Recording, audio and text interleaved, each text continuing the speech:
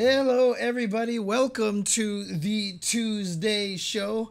My name is James Chen. Well, actually, no, this is the Not Tuesday show. I have to get used to that, calling this the Not Tuesday show, because that is exactly what this is. This is the Not Tuesday show. How's everybody going out there? It's been a little bit, obviously. I did not get a chance to do an episode before EVO. Too busy packing. Then I flew back on Tuesday after EVO, so I couldn't do a show that day.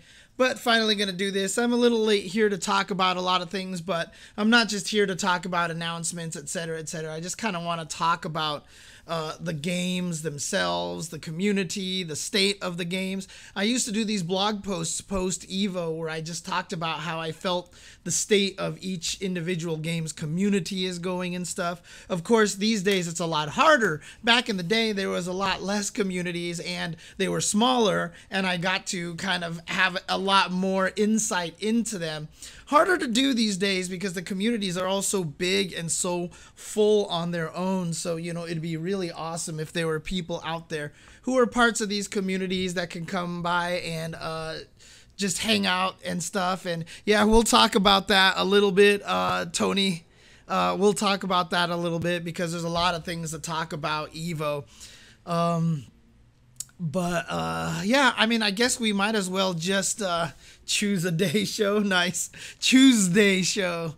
But basically, I mean, let's just get into it and talk about it. So I wanted to change up the Not Tuesday show format, mostly just to talk about some news and then talk about the current topic. Well, EVO kind of is the news, and everything that is newsworthy is part of EVO. So I'm just gonna do an episode straight on about EVO here. So yeah, EVO's come and gone, and you know, leading up to it was absolutely terrifying and stressful. It was absolutely surreal knowing that EVO is coming back. Gundam Jehudi Kai, I did cry off stream a couple of times, largely when Chris Lee was giving his speech before Street Fighter V started. And, you know, when he was doing the customary questions like, if this is your first EVO, please stand up. And we got, the amount of faces that we saw stand up for this EVO was mind-numbing. I mean, I was not expecting that many people to be new to EVO. And it just shows you that during the pandemic,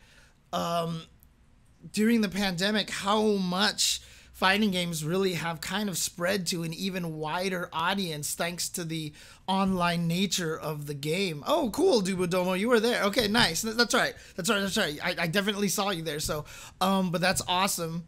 And again, you know, it's really, really cool to see how many new faces are there. And it's just an indication that our scene continues to grow and continues to get stronger. And that's really, really cool. As for your second question, Gundam Jehudi Kai, see, that's the thing, Dubudomo. So Dubu in the chat says that everyone I met was super nice. And this is the thing. The FGC on social media sucks, dude. Like, we're a bunch of trash fire, edgelord content, you know, like content vultures and stuff on the internet. But then as soon as you go to these places live, it's like night and day. Like, you can barely recognize the FGC if your only exposure is through the social media side of things, because honestly, in person, the FGC is, you know, obviously I'm not going to say it's perfect because there's a lot of issues, right? And, you know, Rick, for example, is doing their best to make sure EVO solves a lot of those issues, which I really like. And my first interaction was seeing Punk and Phenom chatting and someone asking for Punk's picture without Phenom. So I went up and asked for both of their pictures. Nice. Good job. Well, there's plenty of heels out there, Gundam Jehudi Kai. We're not missing the heels out there. They are there for sure. I ended up talking to Jammers for like 10 minutes during the Just a Kid versus Chris CCH match. Jammers is like 6'3", and I was hella surprised, says Tidy Tex. Yes, Jammers is a tall man. Punk asked Mena to come over and take the picture. That's hilarious. Oh man. So what I want to mention here, though, to answer Gundam Jehudi Kai's second question, he says, as much as I love the Ultra Chen combo, what happened to the James and Seth Killian connection? Seth Killian, you know, he is currently working for game companies and doing work and doing all sorts of other stuff, and has really decided to take kind of a back seat towards the, you know, front-facing part of the FGC. Of course, he's always going to be a fan. He'll always watch. He'll always be keeping track of what's going on in the FGC. But, you know, in terms of like his days of commentary and all that stuff like that, talking to him at Evo, because he was obviously there, you know, he has said that he's in a great place right now, and he's just kind of trying to take a seat back from everything. So, honestly, obviously, respect that so much. He sounds like he's in a great place, and I couldn't be happier for him. And honestly, like I you know, as much as I love commentating with Seth Killian, I really felt like David and I did a great job on the top 8 for Street Fighter V. I felt like we were really, really good. Like I felt like that was some of our best commentary that we've done. And I really, really enjoyed that a lot. Yeah, it's different, right? With me and David, it's more about the analysis of the games. With me and Seth, it's more about the emotion and the fanboy factor that we have, right? Seth and I are both just absolute unabashed fanboys of the fighting game community. So there's that connection that we have. So it's different depending on who's there, but it's a joy either way. Let's put it that way. It's a joy either way to commentate with either of them, obviously. So yeah, no, Evo was quite an experience, and you know, it was kind of scary going into it because I didn't know what to expect. Obviously, under different management, different people in charge, and it was going to be under the Sony umbrella and stuff, and so there was a lot of unknowns going into it. And the first one for 3 years now, right? And so it was just like something kind of strange.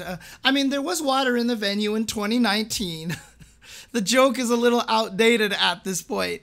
But yes, there was a lot of water. There was watering stations in the venue. We mostly got that taken care of. Again, the original year where there was no water, that's more of a Vegas thing. And in order to have us be in their venue now, I'm pretty sure Evo has water clauses, basically to make sure that we have water for everybody, because it was such a big deal, right? So, dude, right? Joestar FGC, it's actually kind of surreal. We'll talk about that a little bit. So the only real massive Sony presence that was there, Nutacon, is they had a couple of VIP booths on the floor just for Sony execs and stuff. I never saw any of the Sony execs at any of them. That's another story. But the previous years before, we had things like the jump off. We had the jump off stream on the main Evo channel, and that jump off stream was more just like a bunch of hosts talking, highlighting certain matches, getting replays, etc., etc. This year, that was the PlayStation stream. So we did the exact same thing, but it was on twitch.tv/PlayStation. So a lot of people who aren't familiar with fighting games could check that channel out and learn a lot about it. I was on that channel like 3 times during the course of the weekend, with either Persia or Chastity doing the hosting there and kind of guiding people in, and we got to watch highlights and, you know, talk to other people. Like I got to talk to John Crofts and Spaghetti Rip and Jadelyn and a bunch of other people on there. So it was really, really, really cool.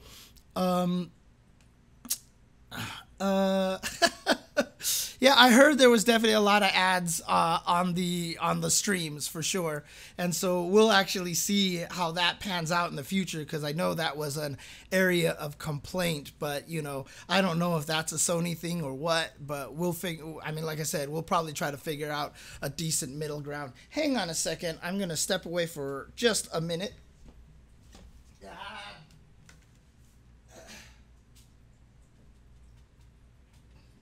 It is very warm in here. It is very warm in my home right now, so I just needed to turn on the air conditioner. So,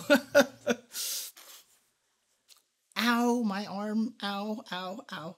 Any case, yeah, so obviously a lot of stuff happened at Evo. And once it got started and once it started going, it was Evo, right? It felt like Evo again. It felt like what it was that we've done before, what we've known and loved and everything like that. And I didn't realize how emotional I was going to get seeing a bunch of like really old school people show up too. I mean, these are people who weren't even there in 2019 or 2018. Like, these are people who haven't showed up in a long time, but having it back for the first time in a long time felt like there was some sort of gravitational force that pulled a lot of people in. And it was really, really, really cool. Hang on a second. I am just making sure I stay hydrated during this stream.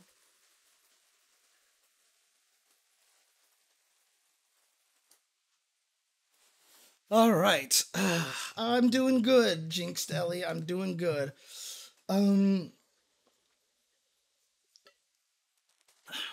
Oh, yeah. I mean, obviously, if you couldn't make it, I hope the streams were good. I mean, for those of you who couldn't make it and did watch it on stream, you guys will have to let me know how the experience was from the home viewing standpoint. I hope that the experience was good and was really, really enjoyable. But overall, you know, I was really happy. I was really surprised with how the tournament went. I thought it was run really well. I liked a lot of the touches that they gave. Like, there was something a lot more towards the, not necessarily presentation. Like, I'm not talking about like top 8 presentation. I'm just talking about like while you're walking around kind of presentation. Like, one of my favorite things was that in the line to get in, like, they just had these CRTs sitting on the floor that were on with the AV sign on them and these arcade cabinets sitting on the side. So it's just like, while you were walking in the line, you saw things. You're like, oh, cool, look, CRTs, you know, like, and then, you know, the joystick museum was a nice touch, having the arcade there, which was free to play the entire 2 days, Friday and Saturday. Nice touch. I just felt like it was probably the first time I honestly can say that the 2 days were not enough. And I'm not just talking about me from a standpoint that I was running around doing commentary and jumping from stream to stream, but I've heard from several people saying that they actually felt like they didn't have enough time to check out all the stuff. I mean, we call it Artist Alley, but we definitely joked on the Synchronized podcast that it was more like the artist neighborhood. It was like the artist block or something, because there were so many artists, so many booths there at Evo. And you know, every year I tried to take photos of all the different booths and stuff like that.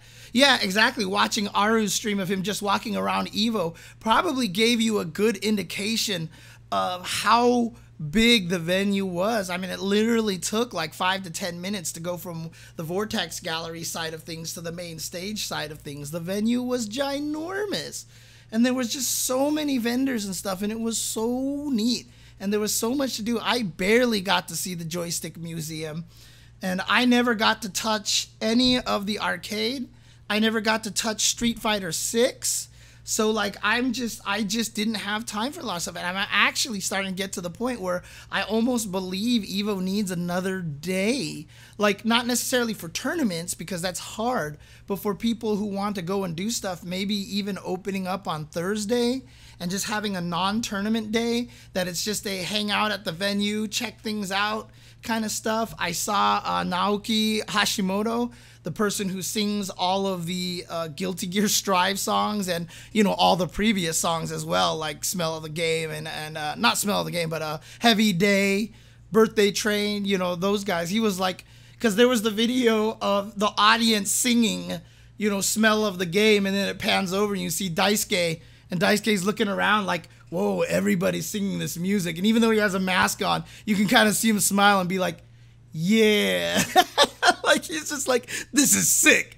This is sick. You know, so, right. So opening it on Sunday, I don't think is the right idea, right? Because they want people in the arena as opposed to the venue. So I think one day ahead of time might be a little better. But, you know, with that video of Daisuke seeing everybody sing, Naoki Hashimoto retweeted it and was like, I would love to sing for people one of these days. Like, that would be so awesome, a dream come true.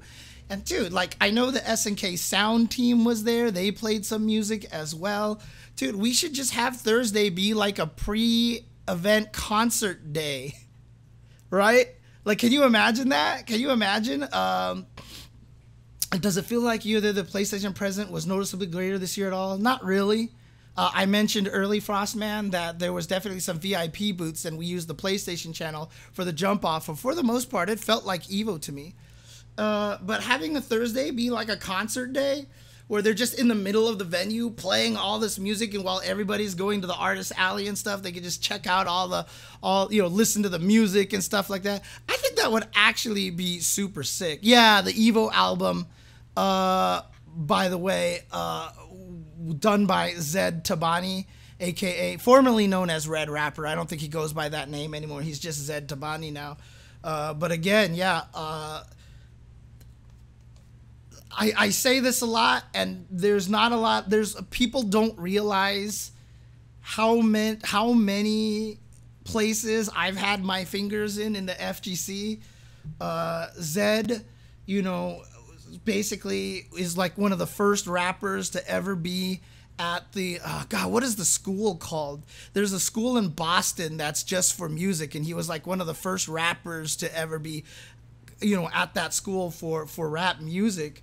And he got really big after the whole Cody song that he did the one year. And the only reason why all that happened was because I used to do the Evo intros. Yes, Berkeley, that's the one. Berkeley, thank you.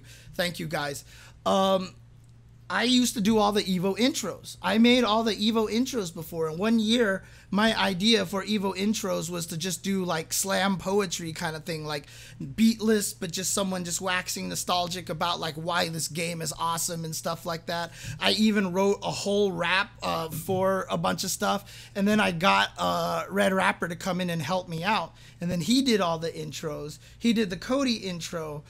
And he went viral for that, even got into an official Capcom commercial, did a bunch more Evo intros. Thanks to a lot of that, got into Berkeley. And then apparently Rick asked him to come back and like redux Evo, like redo it and start over again. He got to do all this stuff, and you know, like, it's awesome. Like, that's my whole goal, right? Is to have everybody that I can help get successful at because of fighting games, because of the FGC, right? And, you know, Zed is just one of many stories of people who have had basically dreams fulfilled thanks to the fighting game community. And I think that's really, really awesome.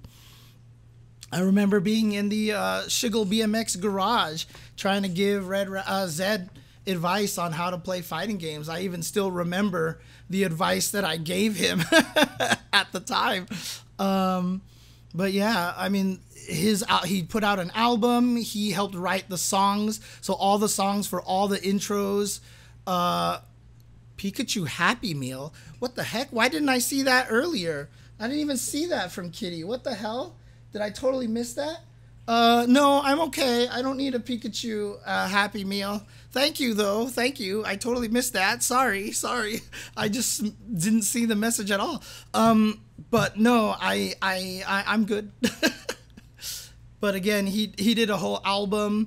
All the songs were written. I think he wrote all of the intro songs, and even the one for I think it was the one for Melty Blood. They even got the voice of Ruby to sing that one, I think, or something crazy like that. It's literally like there's just some crazy, like, he got to do some cool stuff on there. He also got a bunch of us to do sections on the album where we just talked about things that Evo means to us and stuff like that. I haven't had a chance to hear it. I need to hit him up and see if I can take a listen to that. So, but yeah, before I get on to each individual game here, I'm not going to spend too much time on each individual games because I'm not as well versed on each of the individual communities as I have been before. But obviously, one of the big things that happened on Friday for me was the Street Fighter 6 panel, where they announced the two new commentators joining Vicious and Aru in the game. And of course, I was one of them. And, that announcement definitely made me cry. Mostly, I mean, I knew it was coming and everything like that. But the craziest thing is, before we walked out of the curtain, when we were about to get announced, Tasty Steve and I were just standing there, and I was already getting emotional and getting super nervous. And then Tasty Steve just looked at me and was like, "Yo, man, congratulations," and just gave me a hug. And like, he was like, we did it. And like, God, like, if you guys know Steve, when he gets genuine like that, and when he gets to that point, like, he is one of the most genuine humans out there. And so he just gave me the hug, and then I just started crying. So when I walked out on stage, I was already bawling thanks to Tasty Steve. So damn you, Steve. Damn you, Steve. Oh, man. I don't know how many questions I can answer on the stream here. I would have to consult with Capcom to find out before I say anything. So I can't really answer too many questions. All I can say is that I am in the game. I am in the game, and I'm really, really happy and really, really so pleased that they actually let me put in "Is it gonna kill" into the actual dialogue of the game. Like, it's kind of sick. Like, they didn't make me water it down. I didn't have to say, "Is it gonna KO? Is it gonna KO?" Like, they actually just let me straight up say, "Is it gonna kill?" And that's cool. And of course, as I've joked many times, I wasn't able to get my other catchphrase into the game. It's not gonna happen. But again, I've known about this for quite some time. It's been kind of rough not talking about it, to be honest with you. So it's really happy that they finally announced it, because I'm just like, people would be like, "You should be in the game, James." And I was like, yeah, if I were in the game, that would be amazing. Because it's true. Like, I never lied. I didn't lie to anybody, right? It's true. If I were in the game, that would be amazing. I am in the game, so it is amazing. Oh, man. Oh, shoot. Oh, thank you, mods. Thank you, mods. Yeah, PC modding community will probably get it in there somehow. But yeah, exactly. So, you know, I am really happy to be in there. And like, the best way that I described, like, people ask me like, "How does it feel?" And I don't even know how to respond. Like, it's such a crazy thing, this game that I've dedicated, this series, this genre that I've dedicated so much of my life to, you know, to be immortalized in the game itself is absolutely, like, it's just, the way I said it on Twitter is like, I can't even call it a dream come true, because there's nothing that I couldn't have dreamed of this. Like, there's just no part of my brain that would be like, one day you will be immortalized in an official Street Fighter game. Like, that wasn't a goal. That wasn't a dream. Like, there was none of it. Was just, I want to introduce fighting games to more people. And the fact that I'm now forever immortalized in Street Fighter 6 is crazy. And yeah, I mean, I know a lot of people are like, "I'm just gonna turn the feature off anyway." I mean, fine, feel free. That was one of the first things I asked when they asked me to do it. They're like, "Do you want to do this? There's this crazy feature. Would you like to do this?" And I was like, "Can you turn it off?" Because, like, obviously, when it's live tournament, we need to commentate it, not have the commentators be commentating. But also, you know, everybody's commentary is going to appeal to different people. So, you know, I want to make sure that people can turn it off and such. So, you know, it's cool. I've seen some clips of some really you know, showing it off a little bit, and it's really neat. Once you guys get to see it fully in action, let's just say that the end of the trailer that Tasty Steve and I are in, where we kind of go back and forth, that's kind of a little bit of a preview and a hint to how much the feature will actually be fleshed out a little bit more. It's really cool. It's really nice. I could just take the day off, ask them to turn. Yeah, just turn it on. Have David respond to me my in game. Oh man. But yeah, no, they did a lot of really cool things with it. The actual recording process was super fun, really educational too. And you know, I have always wanted to be a cartoon voice, so doing this is basically like the closest thing possible, and it was just really neat. I would actually love, you know, to do more voiceover work in the future, but I mean, this is a pretty good. This is already a pretty good accomplishment, you know. I can check off, and just it's crazy because like I talked about it on Facebook, like after the trailer came out, I talked about it on Facebook, and I have friends who I knew in the UCLA arcade and stuff, and they're just like, this is so wild. I remember playing fighting games with you like way back then, you know, when we were just a bunch of nerds playing video games, and here you are in the game. They're like, it's so crazy. And it is weird. It is weird. And you know, it's weird, I'm sure, for a lot of those people to see that that's happened to me, you know. Did I get to improvise, or is it just a script?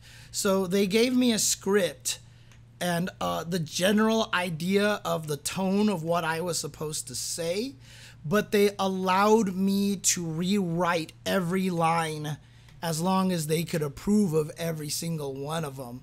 And that's basically what happened there. In fact, some of the lines that I wrote were too long, and so when it came down to the recording session, we had to cut out lines and stuff like that. But for the most part, they let me try to be genuine to myself, and that was really cool. So a lot of the things, like I'm going to be the color commentator, so I'm not going to have as many lines as Steve and Vicious.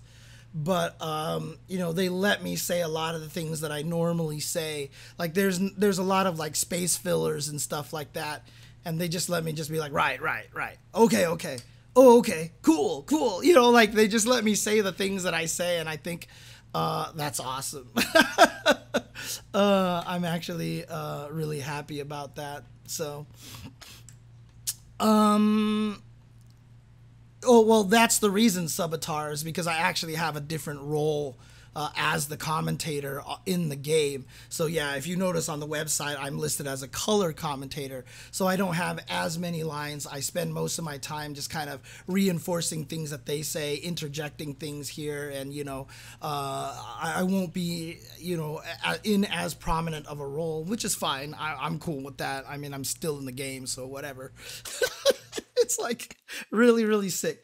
So it's very cool, and I'm very excited and ecstatic that I have this opportunity. And it's yeah, it's like I said, I can't even call it a dream come true. It's unprecedented. It's nothing I would have ever imagined to have happened, and so that it has happened is pretty crazy, is pretty wild.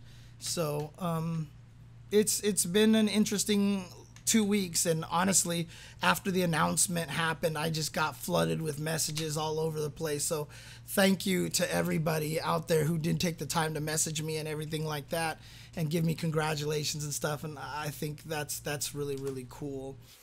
Serginho, the very end of the Tasty Steve and myself trailer is kind of a hint as to how it's gonna be. So, kind of, yeah. But yeah, that was really cool. And again, I wish I could say more about it. Not even from a technical standpoint, or you guys want more information about the game standpoint, but more from I wish I could express how it makes me feel knowing that I'm in there more. I just can't, because it's so hard to really describe. And it's still crazy too, because I've recorded my lines, I'm in the game, I still haven't played the game. I legit have not played the game for a single second of my life. Like, literally. Like, people are probably like, oh, shut up, James, you're lying, you're just on NDA. No, I literally have not touched the game ever at all. To this point, I have never played the game, so I still don't know how the game plays, and I definitely did not have the ability or time to play it while I was at EVO. Capcom did try to schedule a session for me, but I was in every direction, man. I was pulled in every direction at EVO this year, and I mean, needless to say, the EVO fatigue has been immense. I have been so exhausted this past week. It's been crazy. So thanks Cody, show enough Cody, thank you very much, appreciate it. The other pies I fingered, there's a lot of things out there that I have definitely done. God, I don't know, like, what other stories there are out there. Oh, hey, Melody. Big Willie emotes. What's going on? I mean, like, one of the ones that I know, like, I know a lot of people don't know about this. In fact, probably only 2 people know about it at all. When Daigo first started streaming, when he was going to start the BeasTV, he was the streaming was still kind of new. He hadn't done it yet, and his manager Shino is a very good friend of mine. I love her to death. She's the best. She's a sweetheart. And you know, since me and David had been doing streaming, she messaged me and she was like, hey, we're gonna try to start the stream with Daigo. I need your advice. Should we have an English translator on there? And I was like, yes, 100%. 100%. And so she was like, okay, cool.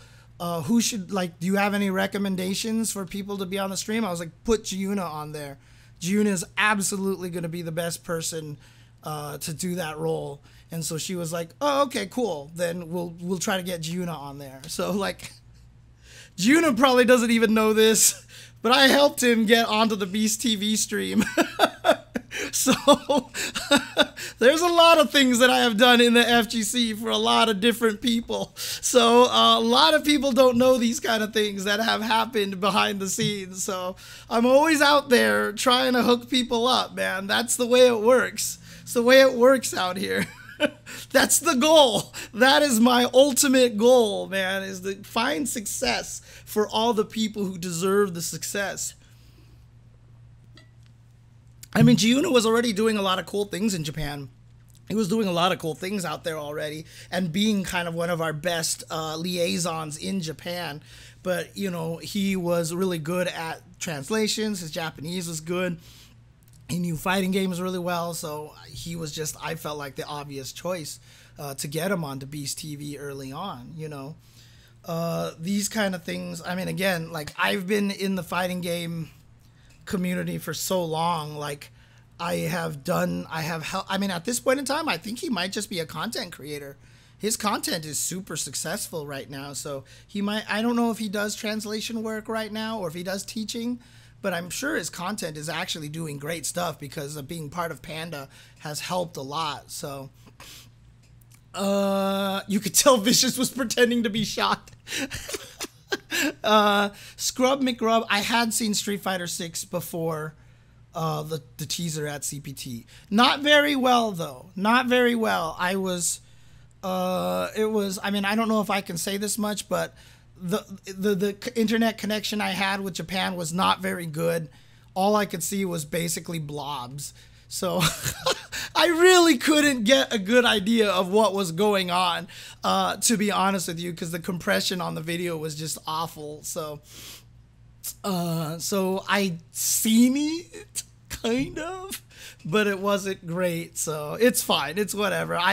And it was funny, too, because anytime they showed me stuff, like, this is the kind of person I am too. Like, I was obviously under very, very strict NDA, and if I had leaked anything, like, I was dead, right? Like, they, like, literally, I think Nakayama and Matsumoto-san would have flown to California, found me, and then I would have just disappeared, right? They would have just taken me out of my house, and I would have, no, they'd never do that. Nakayama-san and Matsumoto-san are the best in the world, but obviously I was under strict NDA, so much to the point that anything that I did see, I intentionally tried to never think about again so I would forget the things that I saw. Also, not only just to protect myself NDA-wise, but to make it harder for me to accidentally spoil things if I just can't remember a goddamn thing. So a lot of the times I was just like, okay. I just like threw it out of my mind, and that was it. So that was basically... that was it right there. But again, I'm really happy to see what they're doing with Street Fighter 6. We'll talk a little bit more about Street Fighter 6 later on in here. Let's talk about plausible deniability. Yeah, basically. Let's go ahead and talk about the games that took place at EVO. Like I said, I used to do blog posts. My old blog is actually still up, jchenzor.blogspot.com. You can go see a bunch of the old shit that I actually put in, like that I wrote about the old EVOs and stuff like that. And I was very candid, and I was very open and critical about things. Like, I talk about the year that Guilty Gear didn't show up for their 10 a.m. grand finals. And like literally nobody, like 2 out of the 11 players who were supposed to be there didn't even, only 2 out of 11 the players showed up on time. And that was one of the years we had the Yaris sponsorship. So there was like $5,000 on the line and stuff like that. So, oh no, that's not the right one. It would be here. It would be that. jchenzor.blogspot.com. I think it's still up. Yep, there it is. Okay. Oh, the last thing I wrote on there was me getting mad at people for talking shit about my commentary. Ha, that's funny. So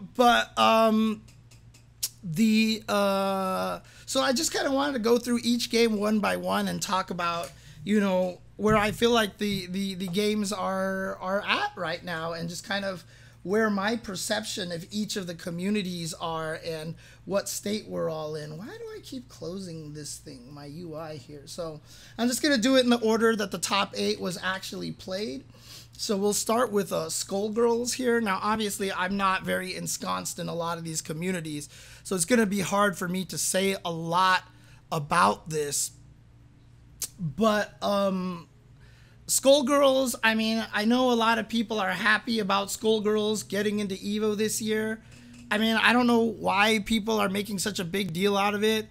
Didn't take that long. I mean, they just released Season 1, and then it got into EVO, right? So, I mean, it wasn't that long, right?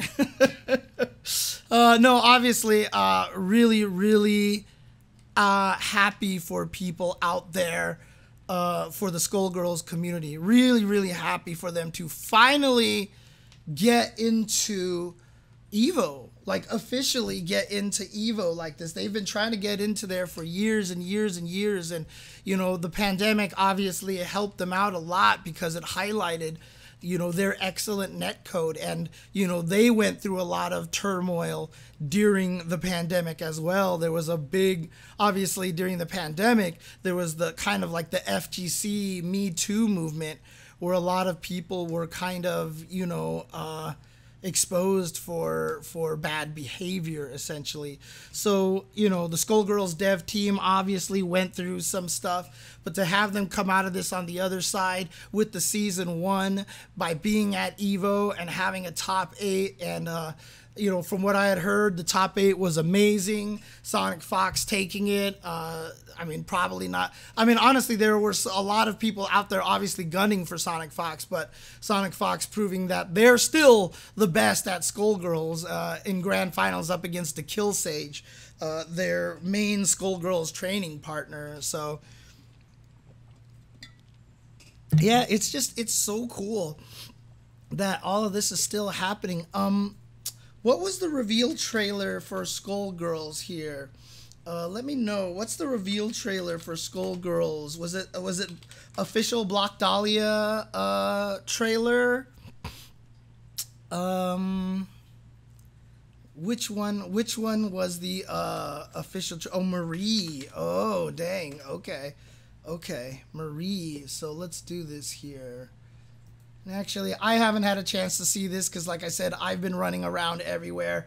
Hard for me a lot of the times to actually catch the stuff that I want to see. So let's see if I can get this onto the stream for everybody over here. Yep, here we go. Display. So if I do this, we should be able to see this. Hopefully, I won't get hit by any sort of DMCAs playing any of these trailers, which has happened before. So let's take a look at this.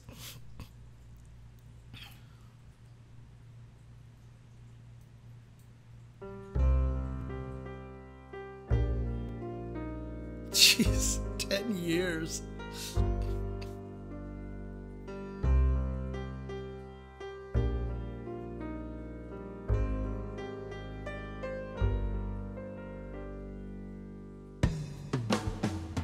Oh wow, so they're actually advancing. You shouldn't be here. Marie! Best friends forever!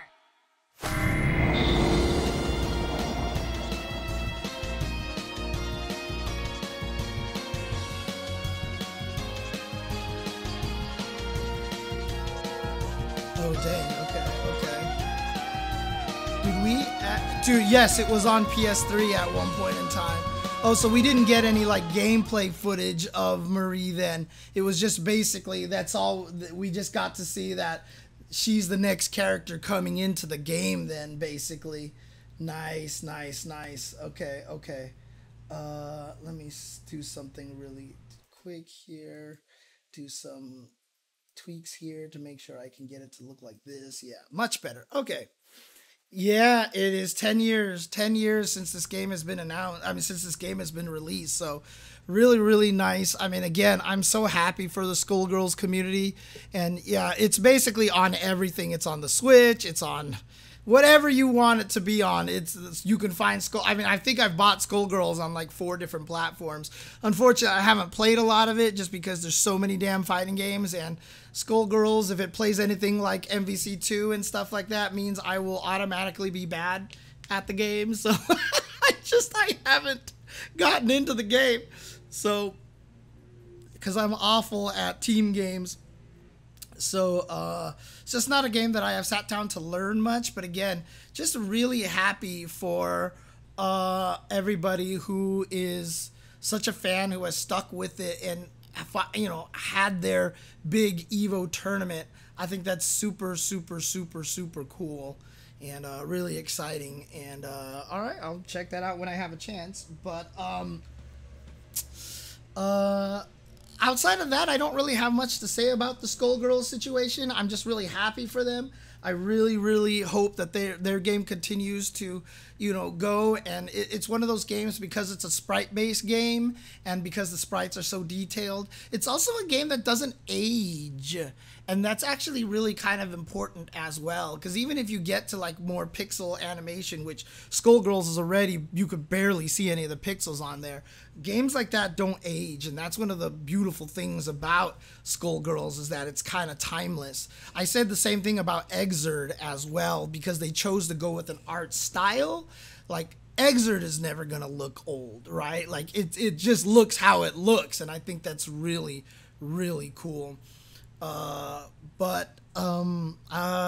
happy for them. And I think that Skullgirls, I mean, they've lasted 10 years already. They have a new season. They got at Evo. They've got Rollback Netcode for the longest of time. I don't see why this scene is going to be going anywhere. And I don't see any... I don't see how this community can't continue to, you know, thrive and continue to survive and live through everything that's happening. So let's move on to the next game here, Mortal Kombat 11. This one is an interesting situation here, because Mortal Kombat 11, NRS has not really announced anything at all. right? I mean, there was even an article that was before Evo that was like, you know, Capcom and Bandai Namco and NRS likely to announce new things at Evo. And Ed Boon literally had to respond to that and be like, not Mortal Kombat. So like he had to temper the expectations to make sure people weren't going to be like, what? No announcement? And basically there was no announcements for NRS. And this is the interesting thing, is the NRS community is so used to jumping to a new game every 2 years. It was MK, the reboot, and then Injustice, then MK9, and Injustice 2. Well, no, it was MK, the reboot, which was 9. And then they did 10 Injustice. I'm sorry, yeah, okay. The reboot was 9, sorry. Reboot was 9, Injustice, MKX, Injustice 2, MK11, and this is the first time that they've really had nothing coming out. And it's hard because, I mean, for that community, they're so used to jumping to the next game. I don't think that they're very accustomed to trying to keep the current game alive longer than for 2.5 years. Usually the NRS community is like, okay, next game's coming out, let's focus on that. And obviously the fans of the old games, like there's still an MK9 community out there, an MKX community out there still playing the games and stuff like that. But, you know, the community as a whole oftentimes moves forward a lot of the times. And so, you know, the NRS community is in a really interesting spot. And I think it's kind of tough for them right now. And I definitely sympathize with them, and I hope they get something. I hope they get some sort of announcement soon. Oh, the article never said NRS. Oh, it claimed WB would make announcements. That's fair. That's fair. Okay. But, you know, I mean, we're assuming that they're probably going to try to do a new Mortal Kombat at some point in time. MK versus DC 2 would be an interesting one if they could actually put in the violence, because the first MK versus DC was but yeah, and that's the other thing that Ebenkin mentions in the chat. The problem was NRS stopped supporting MK11. If they were still supporting MK11, the community would not be so vocal. But when you stop, it basically means the next game is coming. And yeah, they actually said, we are ceasing production on any further content for MK11. They literally announced it, that they were done, that there would be no more further updates on MK11. And so the NRS community is in a waiting pattern right now. Now, is there any fear that nothing's coming out? No, like something's coming out. We just have to know, they just want to know when. And in the meantime, it's hard. It's hard to maintain the community when it feels like the devs have stopped supporting it right now.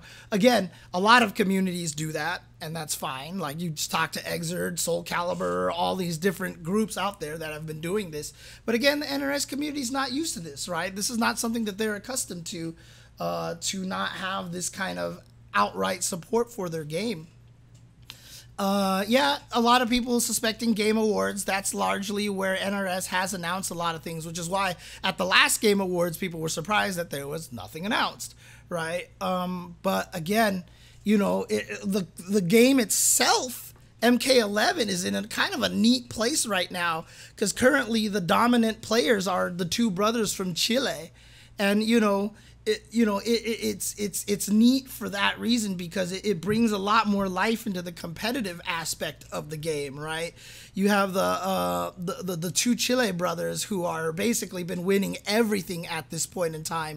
And, you know, it's definitely, Evo this year was an opportunity for, you know, the entire MK11 community to come out and try to see if they could stop them.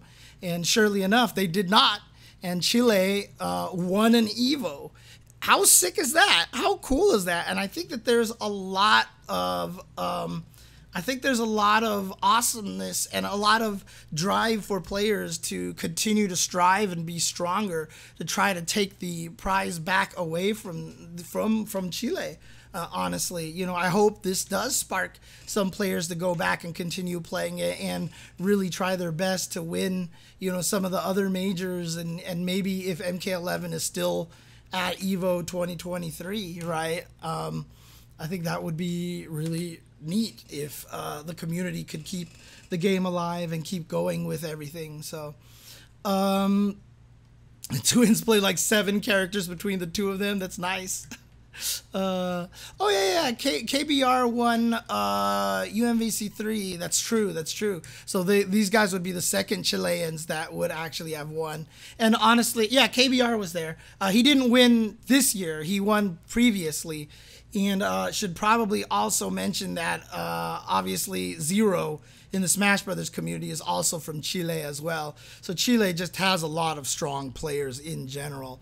But I mean, it's still super cool to see that, right? Because South America, good netcode is one of the biggest boons to the South American community. I've been to South America. They flew me out to Chile in the past, and I got to meet a lot of these people, and I got to see their fighting game community out down there and talking with a lot of them. It's the same story. Like, it's really, really hard to get a visa to get to America, and it's also playing fighting games is prohibitively expensive for South America.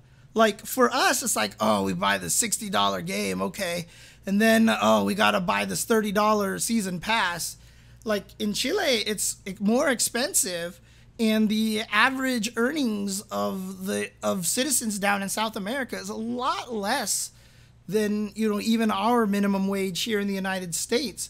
And so for them, buying a brand new game and then supporting it with all of the season passes year after year after year is super expensive. And after I went down to Chile and actually saw, you know, the situation and talked to so many of them, it kind of spurred, because like they were like, James, what can Chile do to make esports as big as it is in the United States? And, you know, it sucks. Because, like, I have to literally look at them and just be like, it's not that big in the United States, man. Like, it's smoke and mirrors, man. Because, like, esports in the U.S. is nothing. We're nothing. People don't have any idea that esports in the United States is mostly razzle-dazzle right now. Even the main stuff out there, right? There's a lot of razzle-dazzle involved in there. Obviously, stuff like LCS is really big and stuff, but those are very, very specific situations. But we aren't in that position yet. And so, for me, I realize that in order to make it so that countries like Chile and Kuwait, which I've been to, and, you know, all these other places to be, well, Kuwait, obviously, they're not in the same kind of situation, but, you know, just having traveled all over the world and seeing a bunch of different FGCs out there, the best ways to help them succeed is to get esports bigger in the States first, right? We need to actually turn esports into a real thing so that we have the ability and the clout, right? Because, I mean, we're Evo. We're not just going to sit here and be like, hey, government, can you fly dude out from Brazil to America to play in fighting game tournament? The government's like, we have no guarantee they'll return, so no. And then we'll be like, but we're Evo. We're FGC, we're esports. And they're like, what the fuck does that mean? And so basically we get, like, we have no clout. We have no power. Like, esports literally does not have the clout that a lot of people think that we do, you know? So in order to help a lot of these other countries, we have to grow bigger in the States. And so, yes, a lot of the times people are right. You know, FGC doesn't need to go big. It doesn't need to go esports. And I don't want it to go esports. I want it to go bigger FGC. But the reason why I push for us to grow and to get bigger is to help.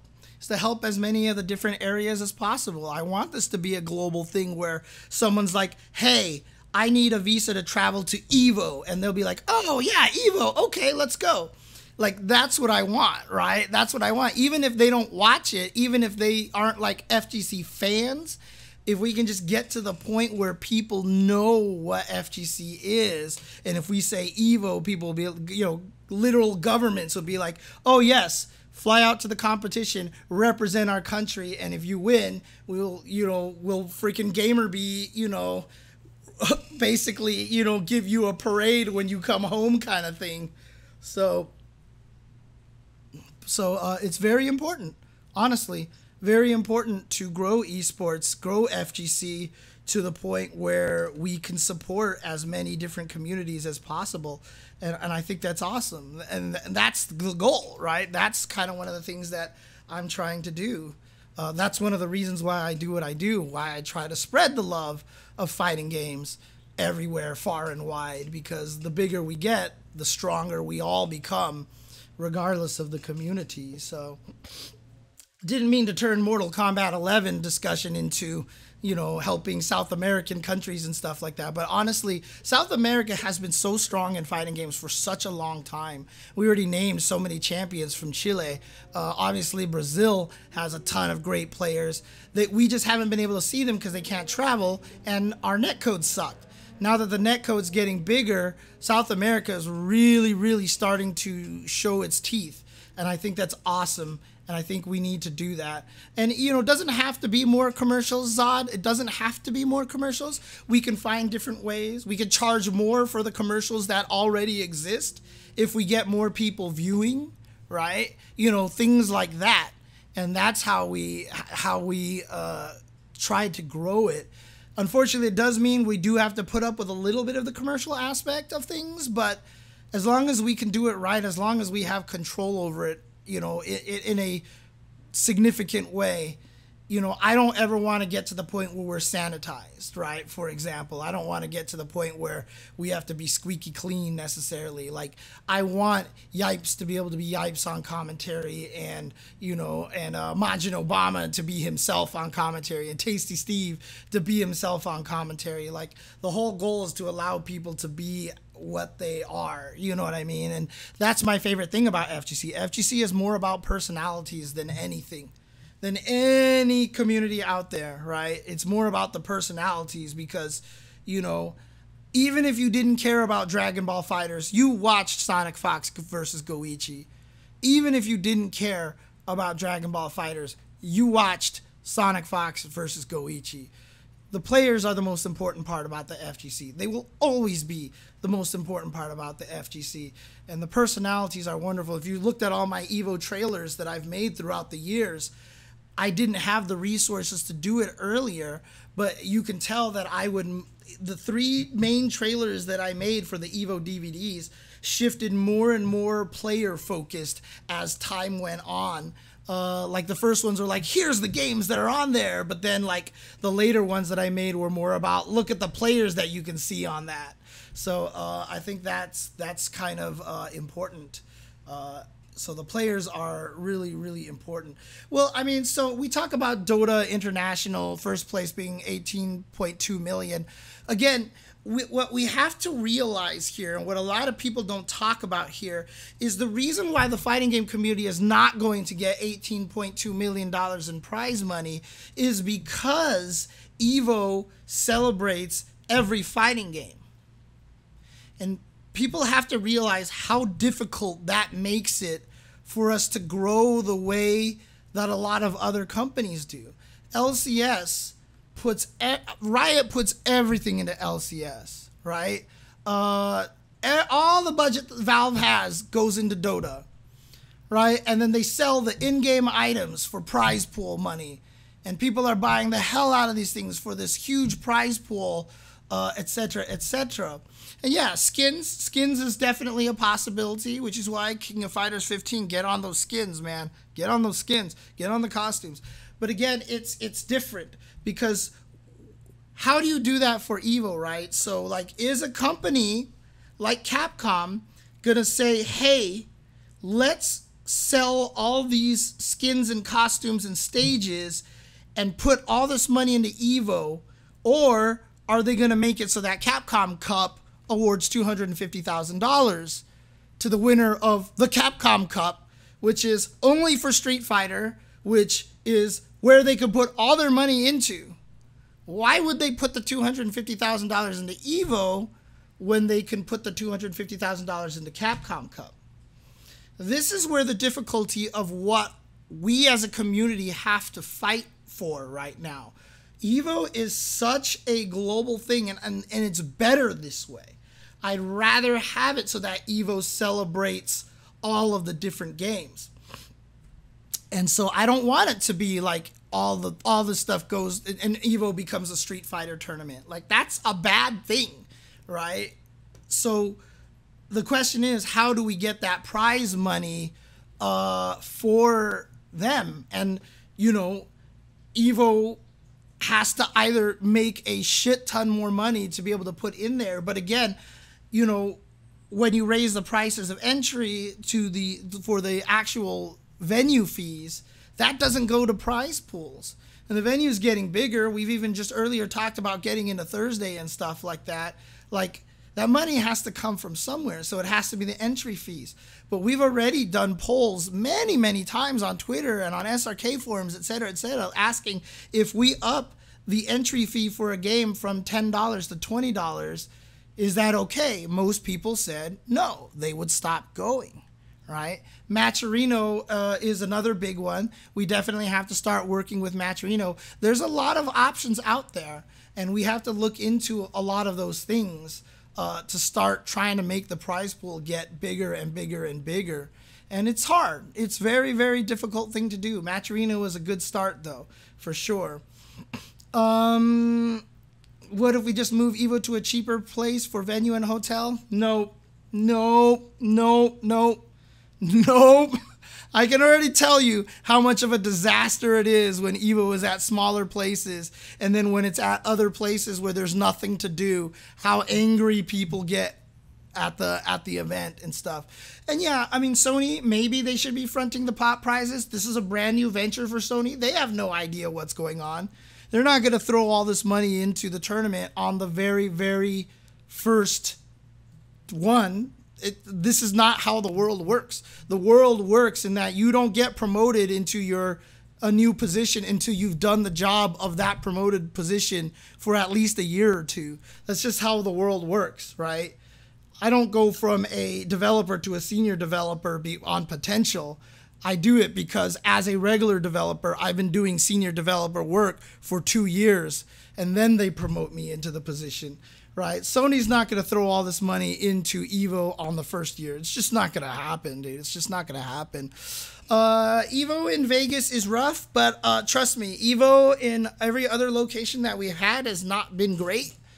Largely because Vegas is one of the only places that's open this late. And when it was at Cal Poly Pomona here in Southern California and you were done with Evo, there was literally nothing to do. Just literally nothing to do. And if you want to go buy drinks, go eat, whatever, like, there was just nothing. There's literally nothing to do, right? So Vegas is actually one of the better locations in my opinion.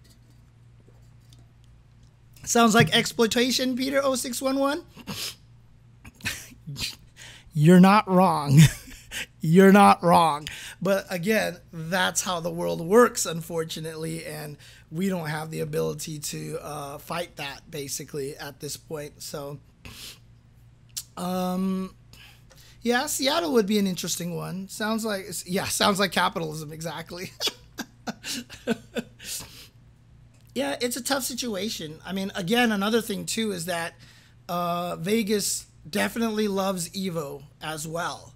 And so they definitely help out a lot. Like, people aren't aware of this, but in order to run Evo, you're literally talking to the city of Las Vegas. Like, this is not just, hey, we're running it at the Mandalay Bay. We're like, Evo literally has to talk to the city of Vegas about internet, about power, about all this stuff. And then, you know, obviously because it's so hot in the summer, Vegas, it's kind of considered an off season for Vegas because it gets so hot. So the fact that Evo can draw so many people to Vegas in the summertime is a big attractive thing for the city of Las Vegas. It's not just the Mandalay Bay. It's like Las Vegas likes Evo being there in the summer. So they're going to definitely do a lot of things to help out in that way as well. Jumping from one venue to another is never as easy to just be like, hey, let's try this other place. And then everything explodes. Like, if we're in a venue that we know the map, that we know the AV team, that we know the arena, that we know all this, that we've worked with for a few years, it's kind of easier to stay that way, right? So, I mean, Evo Japan, yeah, how about Evo Japan, Tubbs, Gary? First year of Evo Japan, people were not happy. Second year of Evo Japan, there was no room for top 8. Like, literally, the top 8 was as big as a classroom in college, maybe smaller. Like, you couldn't get tickets into the top 8. Like, nobody sat in the venue to watch the Evo top 8 in Tokyo. And then, like, it went to Fukuoka, and dude, like, it's like, look at how hard it's been for Evo Japan to find a proper venue for this. So why didn't Sony or Pokimane put money into the winnings? I already said this earlier. Why would they do that in its first year? Like, like, as I mentioned, we have to be in a position where Sony can be like, okay, this was a worthy investment. This is a worthy investment. Let's take a look at MLG. MLG. How much was MLG sold to? MLG sold to Activision.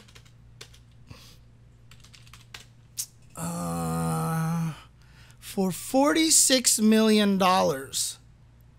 Activision bought MLG for $46 million. And I have it on good intel. The majority of that $46 million was, yeah, look at this article. Yahoo had discussions with MLG last fall, according to online reports, but those talks never resulted in a deal. And despite raising an additional $6 million in 2014, the company was rumored to be running out of money. MLG was running out of money. The $46 million that went into MLG, a lot of it was to pay the debt that it owed venture capitalists. Like, MLG was so far in the hole that the majority of that $46 million that Activision spent on MLG was to cover the debt that MLG owed to venture capitalists. And so basically what you're telling companies like Sony to do is like, why don't you just put yourself in the hole for something that you purchase and you're not sure is going to pan out? And it's like, right, exactly, the stoner. And that's the thing. If you compare the amount of money between FGC compared to Valve and Riot, you know, I went to Dota TI in Vancouver. I'm pretty sure there's more people in that arena than there were at EVO, and that's one game. Again, Valve is dedicating everything to that event for their one single game. Capcom Pro Tour can try to do stuff like that. EVO, it's going to be harder because it's not going to be Capcom presents EVO, Street Fighter 6, and banish every other game from the event, right? How do you make it so that if everybody enters Street Fighter 6, the prize pool gets spread to other games? Like, that doesn't make any sense, right? It's just, FGC doesn't have that money. It just doesn't have that money right now. And that's the whole thing. That's why I keep saying it's all smoke and mirrors. We're at this point. I mean, again, case in point, every time I tell people, you know, and this is not for people out there to feel bad for me. This is the life I've chosen, okay? I have literally chosen to live this way because I want to support the FGC. But I am on unemployment. I am on food stamps right now. I'm one of the premier commentators of the fighting game community, and I'm basically living like literally week to week trying to survive in this environment. You know, there is no money in the FGC, and that's just kind of how we are right now. It's a terrible thing to say out loud because that'll convince Sony to put more money into our community. Right? By the way, Sony, put money into our community because we have no money here. You know, like, we're in a tough situation, and which is why it's hard because, like, at the same time, I want to be like, guys, dude, if you want the FGC to grow bigger, Put more money into this thing. But at the same time, then people get mad at you because now you're a shill.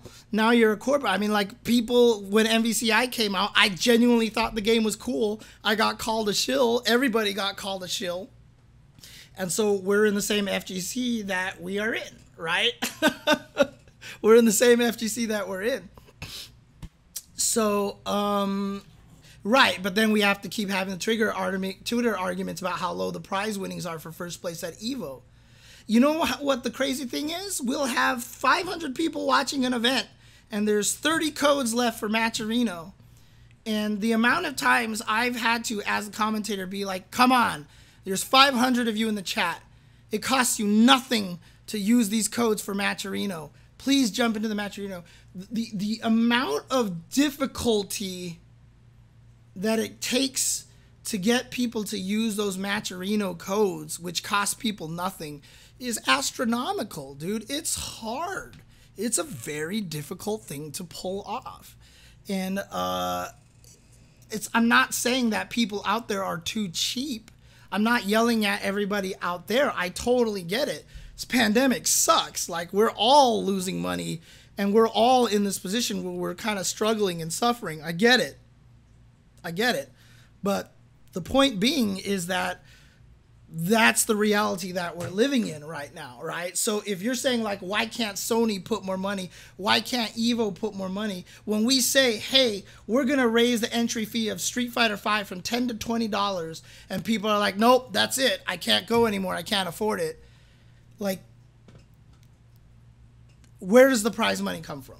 Where's the prize money come from, right? That's the way it works, unfortunately. So it's a tough thing. It's a tough thing. And we'll figure it out. I mean, we're still working on it.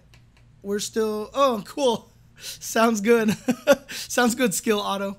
But yeah, it's a tough road. And again, why I do the things that I do, why I keep trying to push fighting games, why I try to get more people to enjoy it. Is it selfish? Fuck yeah, it's selfish. I want more people to enjoy the fighting games, but at the same time, I'm selfish because I want more people to succeed.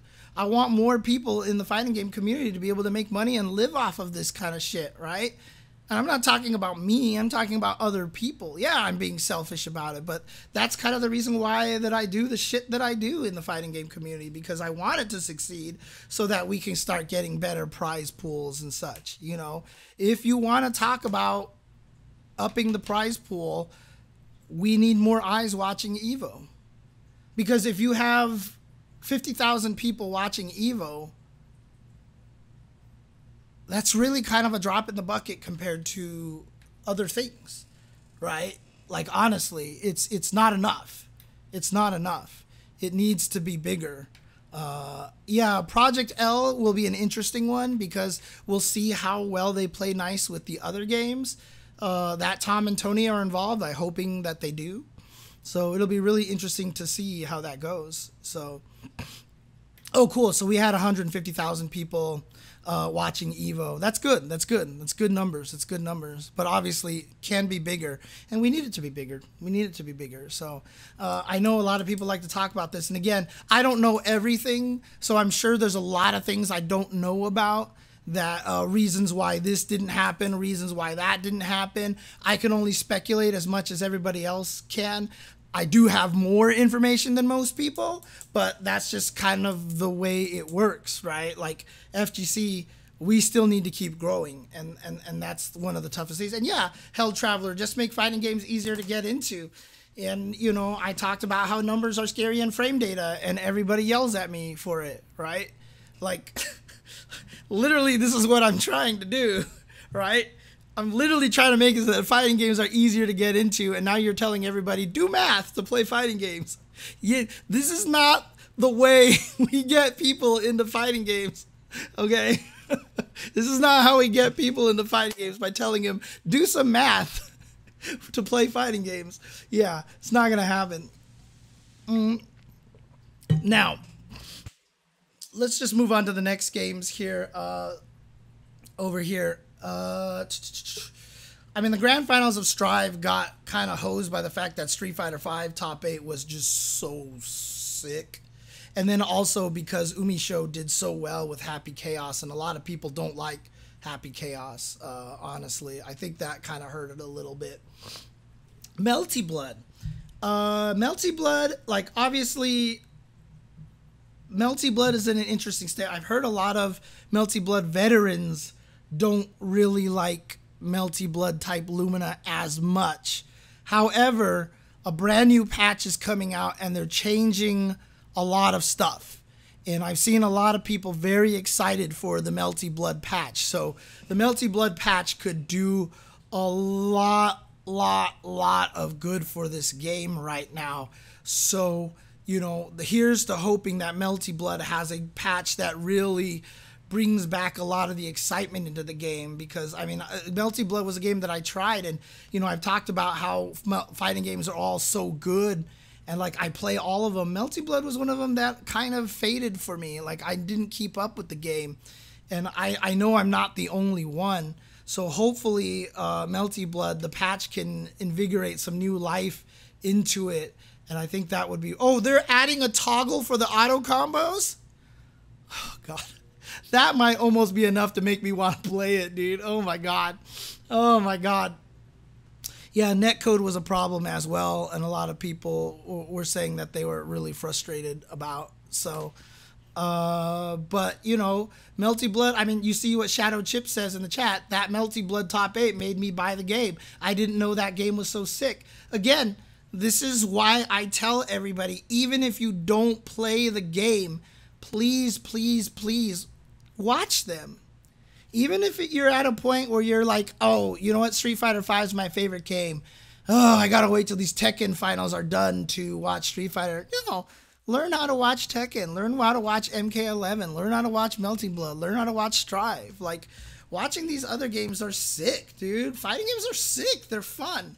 Even if the game's not for you, like DNF Duel is as degenerate as humanly possible, and you're like, God, I hate this game. I hate dying to Hitman because he DP'd me and then drained 60% of my life, and this is dumb. Well, you know what? Other people are playing it, and if you don't have to get hit by the DP, but you watch other people get hit by the DP, you can kind of cackle and laugh about it, and it's fun. And it's so great. It's so great. And so, honestly, learn to watch all the different games out there. Fighting games are something so great, and this is all of them, right? It's so fun to watch every single fighting game out there. And to me, it's really important to do that, right? Because, again, why make yourself play Street Fighter V when you're not sure you're really having fun and another game out there might be more enjoyable for you? I know a lot of people who have gone from Street Fighter V to KOF 15 and are extremely happy. Again, not all fighting games are the same. Okay, one of the main reasons why I talk about this heart, mind, body concept between all the games so much is because I want to emphasize to people that if A game is not for you, B game might be. Don't give up on the genre because you don't like Street Fighter V. You may jump to KOF 15 and just be like, holy crap, KOF 15 is so good. Holy crap, right? And that, like, right, Melty Blood is Nurima's favorite game, and he started with Street Fighter V. That's the thing. Like, don't force yourself into any game, and then if you're not getting good at Street Fighter, you're like, well, I can't get good at fighting games. Different fighting games reward different skills. Street Fighter V rewards a very different skill than a lot of other games. KOF 15 and Street Fighter V reward two very, very different talents. And so if you can't succeed at Street Fighter V, you might succeed at KOF. You never know. Give it a chance. Give it a chance that way. So yeah, Night Slash, you know, the single player content is tough. That's why Street Fighter 6 seems so exciting right now. Street Fighter 6, like, I'm so excited that they said, like, the World Tour mode is practically a video game by itself, you know. I can't remember where they said that, but they said, like, the 3 main modes are, like, almost entire video games all in themselves, so that's cool. Right, and you only like UMVC 3, so you've been playing that for the last 10 years, says KFC. And, you know, Dude, that's the first time I think I've realized your name is KFC. I've seen you in the chat so many times, and I've definitely said your name in my head so many times, but I don't think I ever realized that your name was KFC. Oh my God. Anyways, but yeah, like UMVC 3 is a very, very different game than a lot of the other games. And so it's going to reward, like, people who like UMVC 3 might really like DNF Duel, right? There's a high level of degeneracy and a high level of bullshit that you just get used to and you learn to deal with. Like, you don't play UMVC 3 and deal with Virgil Gucci belt and then go play DNF Duel and say Hitman is cheap. Like, you just don't, you've already learned to accept a certain thing, you know, and that's the way it works. Yeah, they don't have to have single player mode. They have to have different offline modes, or the online modes have to be more entertaining. That's just what I've said it for a while. And again, everyone gets mad at me for saying it, but ranked mode is miserable. And I still say ranked mode is miserable. Everybody out there who says, what are you talking about, Jace? I play ranked all the time and it's fun. Yeah, you're self-selected into that. Majority of the people aren't going to see it that way. Ranked mode is absolutely miserable. Ranked mode is miserable. Dude, let me tell you. But yeah, try to play a lot of different games. And so I'm really excited for Melty Blood. I really hope this game gets a resurgence with the new patch. Obviously, new patches like this, like a year after the game has come out, some people might call it too little too late or something, but it's never too little too late. As long as people are playing the game, it's got a scene, right? I mean, look at the Vortex Gallery. Look how many games were in Vortex Gallery. Don't think of the Vortex Gallery as anything lesser than the main games at EVO, just because EVO's not broadcasting their top 8, okay? The work that the Vortex Gallery puts into their stuff is important. And the amount of games they had in their tournament and how many video games they're keeping alive and keeping the scenes at EVO having a great time is fantastic. So, you know, no matter what, even if Melty Blood drops off of the list of games on the main EVO lineup, it'll be at Vortex Gallery. You can still go to EVO. You could still enjoy Melty Blood against the best in the world. Don't downplay Vortex Gallery. Vortex Gallery is amazing. Amazing. And yeah, like Rudy Comic says, Vortex Gallery was the part I cared most about this year. And that's absolutely justified. That's absolutely fine. And it's super important, which is why I support what Vortex Gallery is doing and how much they help the other communities out there. It's and as Showbiz says, this is the best time to get into Melty potentially. And you know what? A lot of those Melty players out there will be more than happy to help you learn the game. Just hit people up. Like, they love their community. They want to get more people into it. If you get into Melty right now, a lot of these top players are going to help you learn the game because they want to see a bigger audience. It's great. So Vortex Gallery used to be Anime Evo. Anime Evo, where they just ran all the official side tournaments. They now run, they just call themselves Vortex Gallery just because they didn't want to be directly tied to the Evo name anymore. But they do everything. They ran everything this year. Let's see if I can find this here. You can find them on Twitter at 956 Productions. 956 Productions, all one word, at 956. If you don't know what 956 is, that's the input to instant air dash in anime games. Up forward, neutral forward. 956 Productions. So that lets you instant air dash. That's what they're called.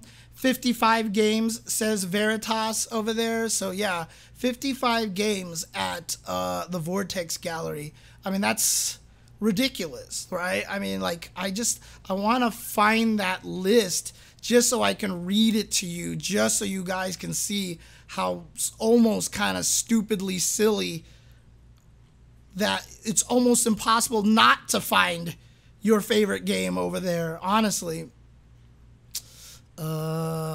this is all during Evo tweets here, which makes sense. I'm sure they tweeted a lot here. Let's see. This is August 6th. That's still Evo. Oh, thank you. Look at this smarty Veritas using the Smash GG link.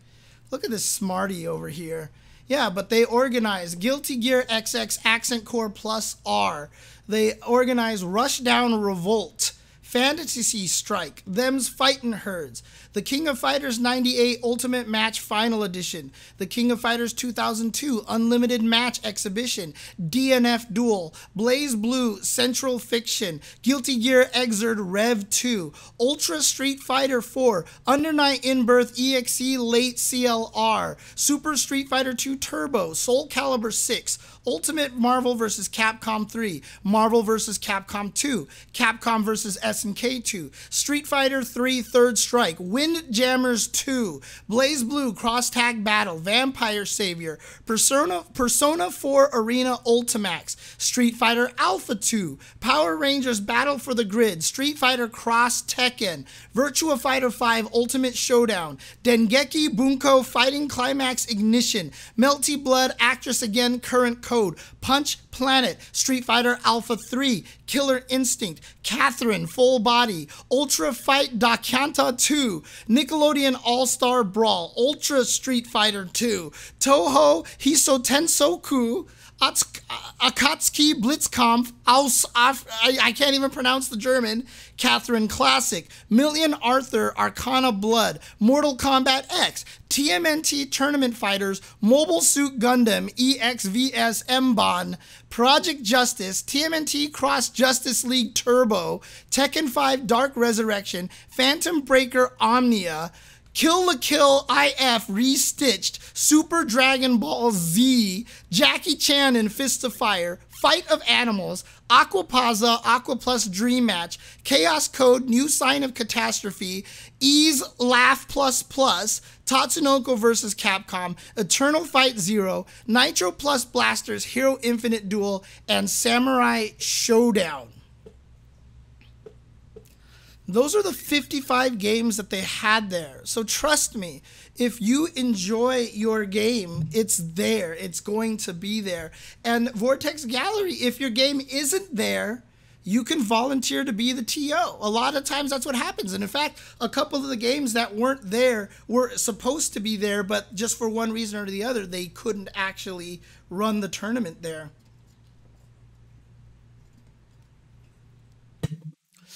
Dong Dong Never Die wasn't there, but I think it has been in the past. Pretty sure. But again, this is kind of the way that it works, right?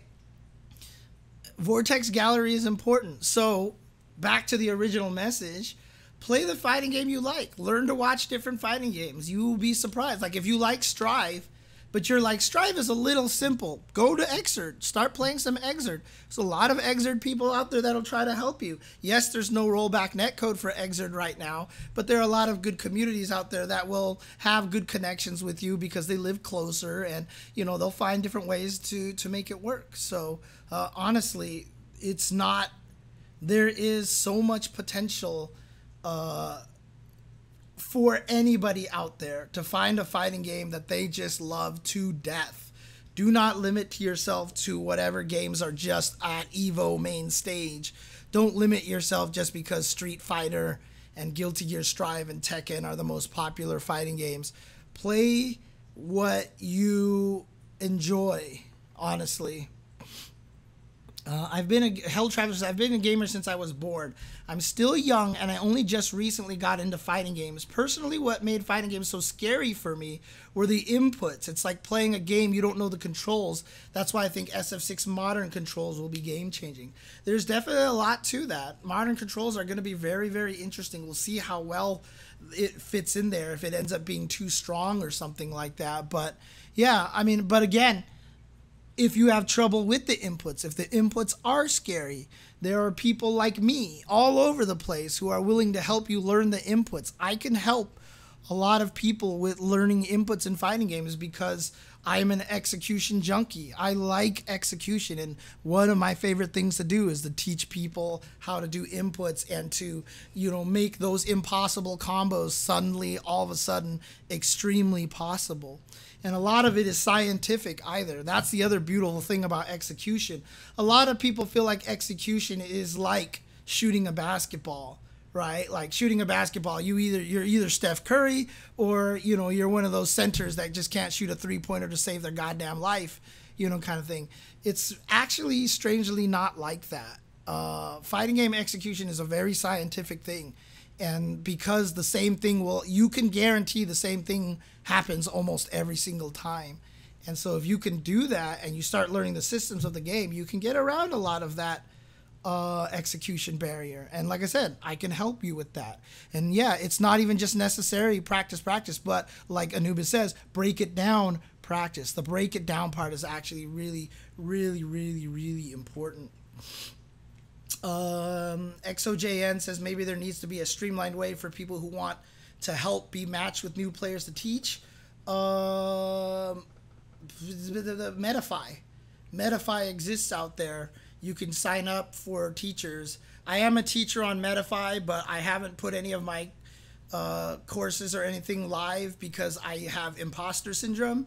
And I feel like people, if they see me try to teach fighting games, will just laugh because I'm so bad at fighting games right now.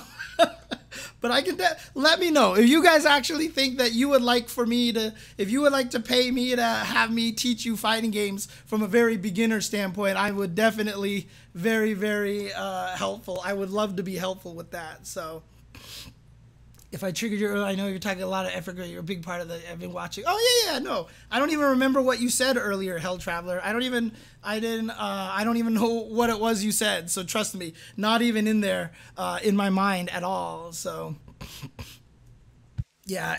Oh, what's up? Is that you, Donka? Is that you, Donka? Is that KOF 15 Donka in the chat there? But yeah, imposter syndrome is a bitch. And I have imposter syndrome like you can't even possibly imagine. I mean, even with the Street Fighter 6 announcement thing, I feel like Capcom at any point in time could just be like, ha, just kidding, James, and then take away that thing. They're like, we got you. You're not actually in there. There's no color commentator. Come on. Like, you know, that part of my brain still exists. So let's move on to the next game here, because unfortunately, this is... I don't, there's no way to come at this and not say Granblue Fantasy Versus got screwed. Like, I want to say, like, they're so happy because they got this offline tournament, and absolutely, the matches were amazing. You know, we discovered that Japan was, you know, clearly the best at the game, and this was the first time they got to see all this stuff, and it was great. We have this offline tournament, hundreds of people, 500 people entering it. Awesome, wonderful for the community to finally get together. And then their announcement just was like the biggest, like, just rip out your heart. I mean, they KO'd the community pretty bad, honestly.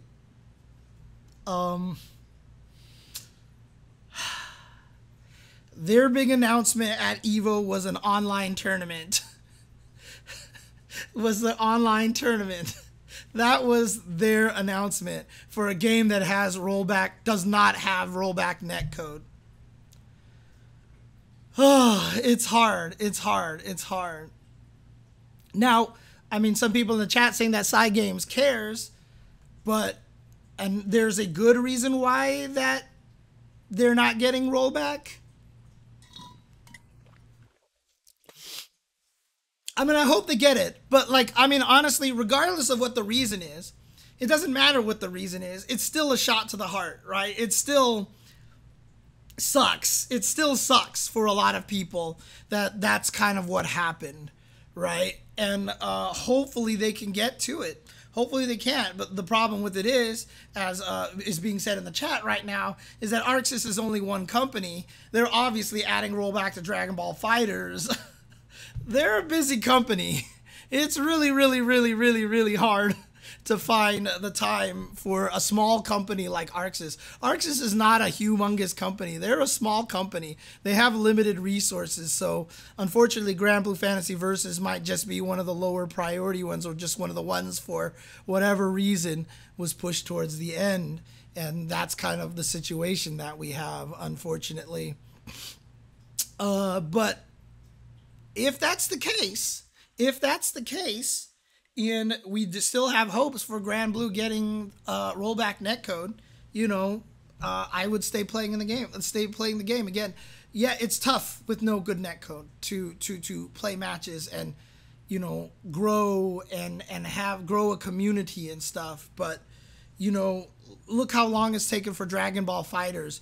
You don't think that Dragon Ball FighterZ getting rollback netcode isn't going to cause an explosion in the number of players for that game? It definitely will. Granblue Fantasy Versus, as long as it has that hope, I guess, definitely has that ability to, you know, be able to bring a lot of people back into the game.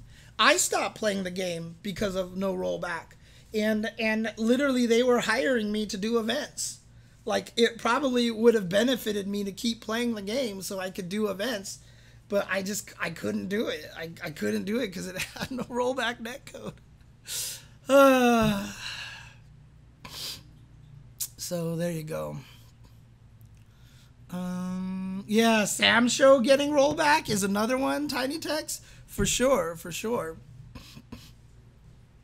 Yeah, and so see what Big for Lil says here. I just played with a homie yesterday, west to east coast, consistent 3 to 4 frames. If you are NA, we could find a way. Yeah, 3 to 4 frames is not perfect, but you can still learn and you can still play, and it's gonna take a little more effort. And this is the hardest thing in these situations. You're gonna have to do more discords. You're gonna have to be more active finding training partners. But if you can find the right people to play with, it absolutely is doable. And many communities have thrived and continue to stay alive despite not having the rollback. Now, I mean, look at UMVC3 practically gaining a resurgence thanks to Parsec, right? So, like, definitely a lot of these things can still happen. So finding a partner is a very important thing. So,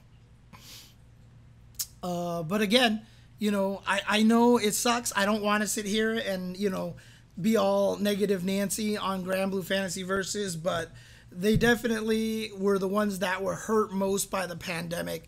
And for sure, the EVO announcements didn't necessarily make them feel much better. But I was really, really, really glad to see that the community was able to get together and play this offline tournament and really get a strong understanding of what the scene is like, right? Because you just don't know. Was US the best? Was EU the best?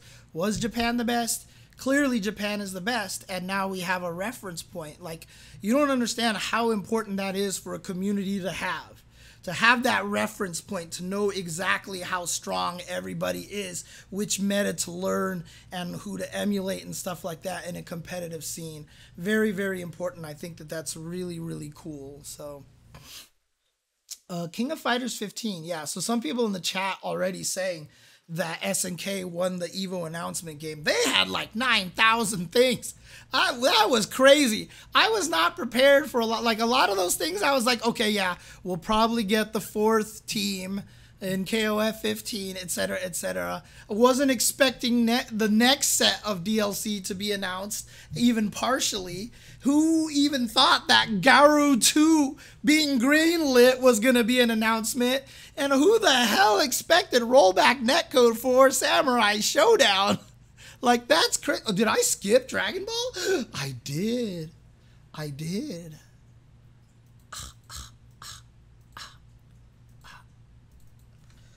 Dragon Ball FighterZ. Yeah, right? It's the anti-DBFZ bias. No, honestly, Dragon Ball FighterZ, again, you know, it's awesome to see France really just being like, look, we're the best. But then at the same time, Nitro from the US being like, look, we're not that far behind. I reset the bracket. I was right there to be able to take this. And that kind of parity in a fighting game is really important. Having that kind of rivalry is really, really nice. And then they announced that rollback netcode is coming. They announced that rollback netcode is coming to Dragon Ball FighterZ, a thing that nobody ever would have dreamed of. I saw people on Twitter being like, you know, tweets did not age well, you know, with like, there's no way they're announcing rollback for Dragon Ball FighterZ before EVO, and then afterwards they're like, well, okay, you know, if they announce rollback for Dragon FighterZ, I'll eat my hat. Well, time to eat my hat, you know, kind of thing. Oh yeah, when she was like rollback, yeah, like everybody who did not understand it just kind of was like, oh my god. And the best part about it is everyone who speaks Japanese getting excited means that she didn't say, we will never put rollback in the game. Like, the people who understand Japanese getting hype lets you know that this is a good thing. This is a good thing. Oh man. Yeah, we are not adding rollback. No! But honestly, I don't even follow DBFZ. It was tough seeing Nitro lose like that. And see, Kevin Madi says, I don't even follow DBFZ, but it was tough seeing Nitro lose like that. This is what I mean. It's about the human element. I don't care what you think about the games.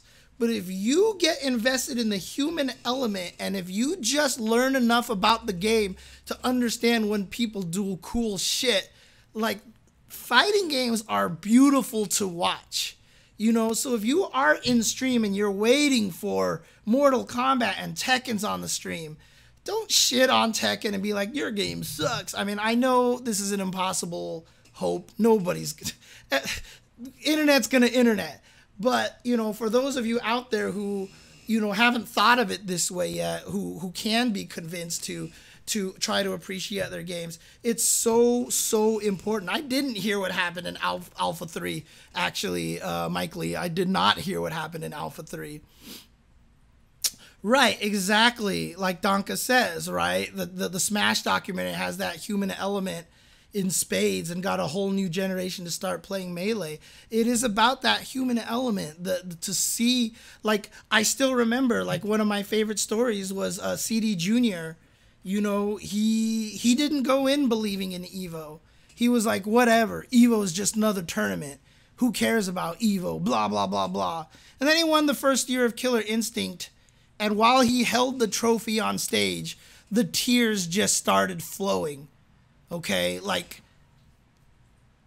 that moment right there was like, yeah, okay, you see, like, it's not just another, like, the gravity of the situation and seeing his emotion was like one of the most pure, absolute, most heartfelt things that I had ever seen. And I was so happy to see him cry like that, because that just meant he really got to soak in his accomplishment. You know, he went in being like, EVO is no big deal. And he came away with it going like, I did something. Like, fucking A. Like, I am the shit. And it got to him. And I love that shit, dude. I love that, love that, love that. Yeah, not seeing Idom not win. Oh, God. Oh yeah, Version is the undisputed greatest player that wins almost every Japanese tournament. So Choi reset and beat him? Whoa. Okay, that's a replay. I need to go watch. I need to go watch, dude. I love watching people cry. Honestly, Romano Cheese, I do. I love seeing people cry because I think it's such an important emotion. Now, I'm not saying that everybody needs to cry. Not everybody is an emotional person out there. But we need to be in a position where, you know, and I mean like tears of joy kind of things, right? Like, we can't consider it a weakness, right? I mean, I'm not going to go into a big diatribe about toxic masculinity, but like, guys, like, seriously, if you need to cry, fucking cry, please. Humans cry for a reason. It's cathartic. It heals you. Like, it's literally something built into us for a reason. And the more you suppress it, the more harm you do to yourself. Now, again, not everybody is emotional. So if you're a person who generally doesn't cry, that's fine. But we should let those that are emotional cry and not look down upon it. And that's it. So, Dragon Ball FighterZ. I mean, it's so funny because like we all joke that for every game, you could just have a trailer and just be like, boom, Bandai Namco. Rollback the end, and you've won. Like, you've won announcements, and the audience will go nuts, and everybody loves you already. Like, if Tekken 8, like, instead of just showing Kazuya's head, it was like, Kazuya's head, rollback the end. Like, they won. They won, right? They win the announcement game. And so, literally, Dragon Ball FighterZ, you know, basically, you know, rollback, that's it. Like, that's it. They kind of won, right? I mean, the reason why SNK did better is because they announced rollback for Samurai Showdown and a shit lot more. But, you know, honestly, for Dragon Ball FighterZ, like, if you're a fan of Dragon Ball FighterZ, you can't be happier. Sonic Fox and Goichi both literally said, we may come back to play the game again, honestly. So, it's so important. Tennis elbow. It's really, really important to have rollback, dude. What strive? I've said it before, and again, you know, look, I know Street Fighter V did irreparable damage to Rollback Netcode's reputation. It literally did irreparable damage to Rollback's reputation. Guilty Gear Strive fixed it. Guilty Gear Strive fixed it, and so what we've seen from Guilty Gear Strive has changed everything. Oda even admitted that King of Fighters 15 was originally delay-based netcode, and they had to rip it out to put in rollback netcode. Like, this is all Strive, dude. This is all Strive, honestly. Come here, kitty. This is all Strive's doing, honestly. And I cannot be more grateful to that game for opening up everybody's eyes to Strive. Yeah, I mean, the fact that we're talking about like how old we feel about Skullgirls being 10 years old, and Skullgirls has had great netcode the entire time. Oh, the reason why it took Strive is because we needed a Japanese game to do it. We needed a Japanese game to do it, and while that sounds awful, it's true, right? Japanese companies still rule the fighting game community, and we need that to happen. So, oh,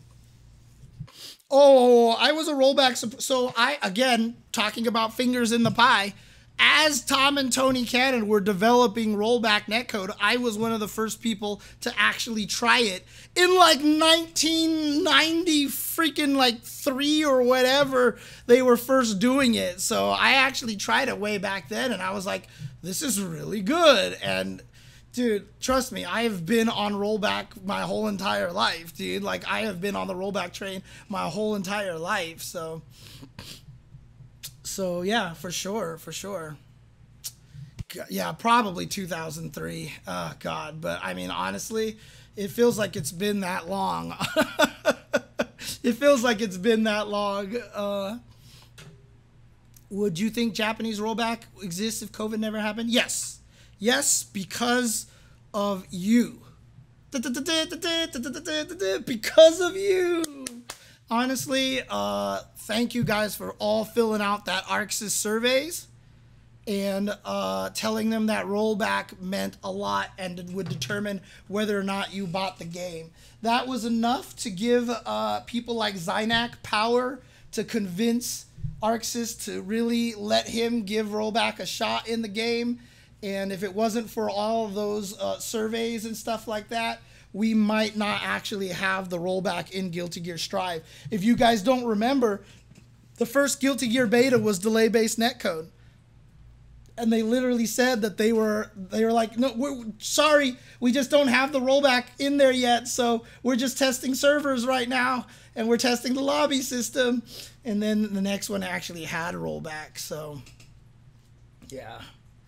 So a lot of people have been pushing for rollback for a long time. Sajam, Maximilian, definitely two of the most vocal about it.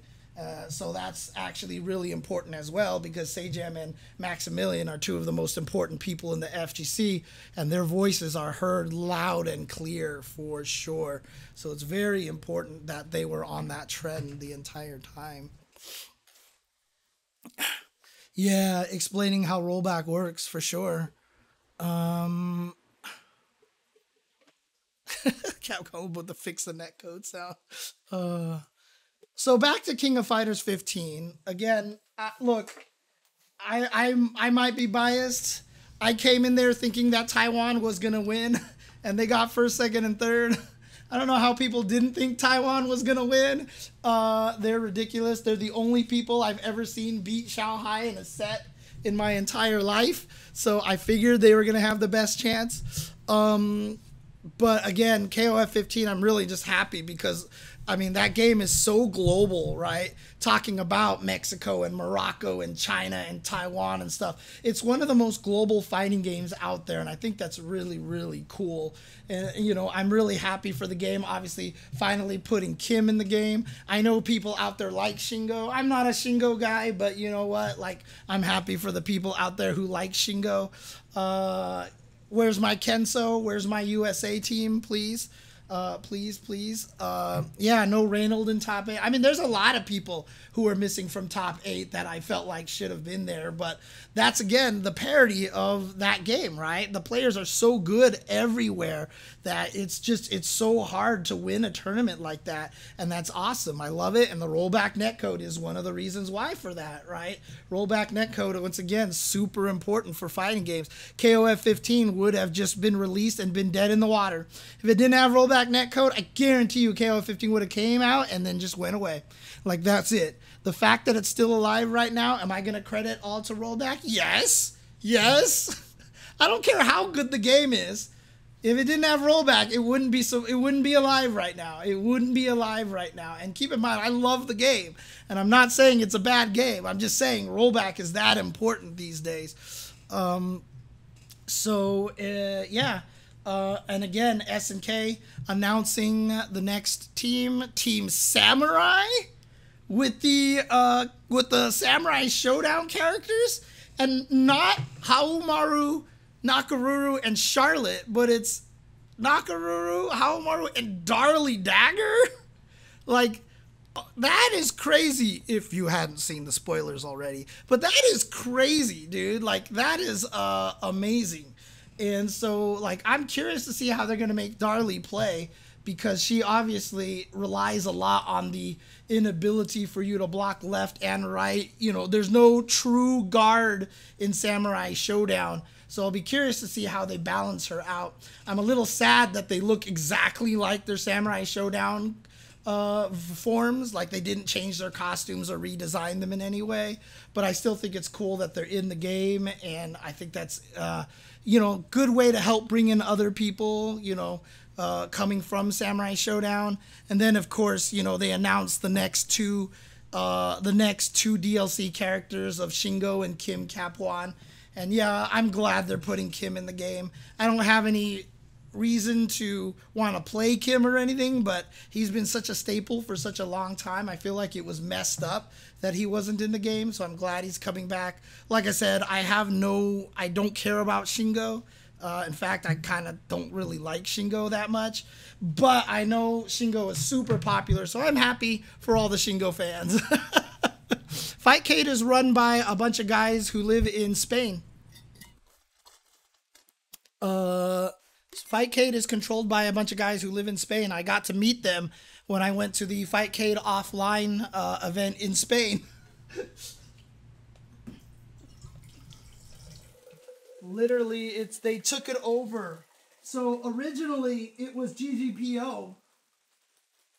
And everyone was playing on GGPO. But Tony and Tom were too busy to keep maintaining it. So these guys in Spain were like, hey, can we just keep it going and like morph it and turn it into something else? And Tom and Tony were like, yeah? You mean you're going to take this off of our hands? Here. And they took it and they ran it. And now they're basically, Like, they're basically the ones doing all the dev work for it and putting all the features and stuff in it. So shout outs to those guys in Spain. Absolutely.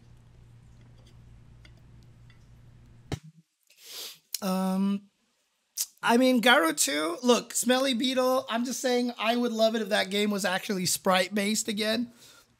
Probably not going to be happening. It would be sad if they just reuse the KOF assets, but, you know, we'll see what happens. It's obviously been greenlit, which means that was all they could announce was Garo 2 was greenlit.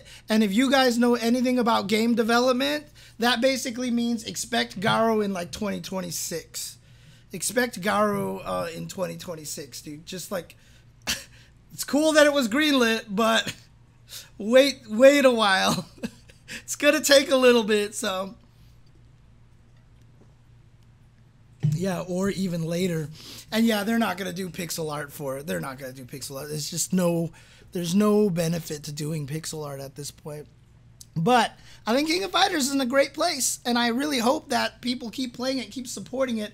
Obviously, they know about the matchmaking. Hopefully, they fix the matchmaking. I've heard it's actually already a little better, but please fix the matchmaking because, I mean, it's hurt the game. The matchmaking being bad has hurt the game a little bit, but like King of Fighters 15 has the potential to be like a 5-year game, 6-year game if they can keep this up and keep doing good things with it.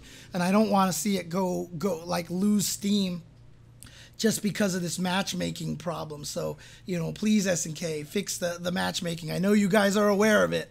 I know you guys are looking into it, and maybe we get it when they get the crossplay added at the same time. But, you know, it would be nice if I could play on ranked and not fight the same 3 people over and over and over and over again.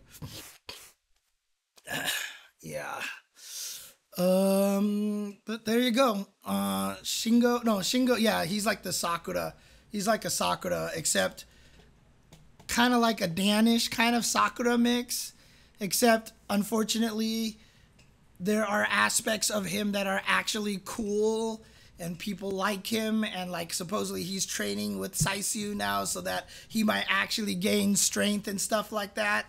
And that sucks. Like, if you're going to make a character like that, make Dan. Dan is just an idiot, right? And that's way more fun, in my opinion. But, again, this is not a why James doesn't like Shingo stream. Let's talk about Tekken 7 here. Tekken 7, Knee getting back on top. I think that's super cool. You know, defeating Pakistan. You know, getting his run back and winning. I think that's really, really cool because it just shows how much Pakistan kind of raised the level around the world. And I think that's really, really neat. So it's interesting for me because they announced a new season, right? That was the thing that they announced here, besides the other thing. 2022 new season. Yeah, Khan being there. What is it? What was the announcement officially? Let's do this announcement. So obviously they just had the zoom in here. Oh, here we go. Free update and global finals announcement here. Here we go. Here we go. So let's take a look at this. I didn't get a chance to watch this clearly. Oh, the patch is tomorrow. Okay.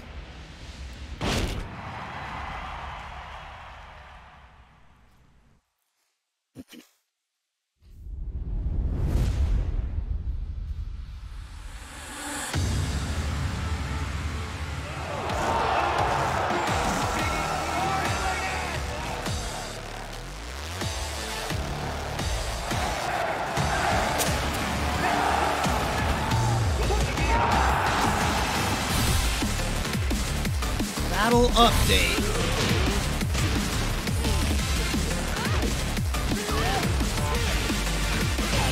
Obviously, a lot of these things that you're going to see here are specific to if you know the game really well. And there's that wall bounce mechanic right there. So not even a wall splat, but a wall bounce, it looks like.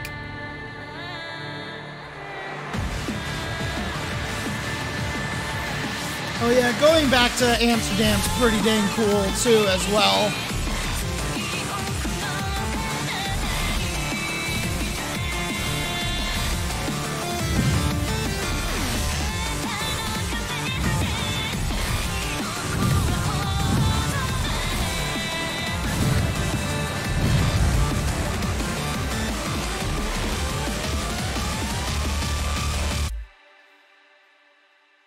So August 17th, tomorrow, that's when the patch comes out. And then, of course,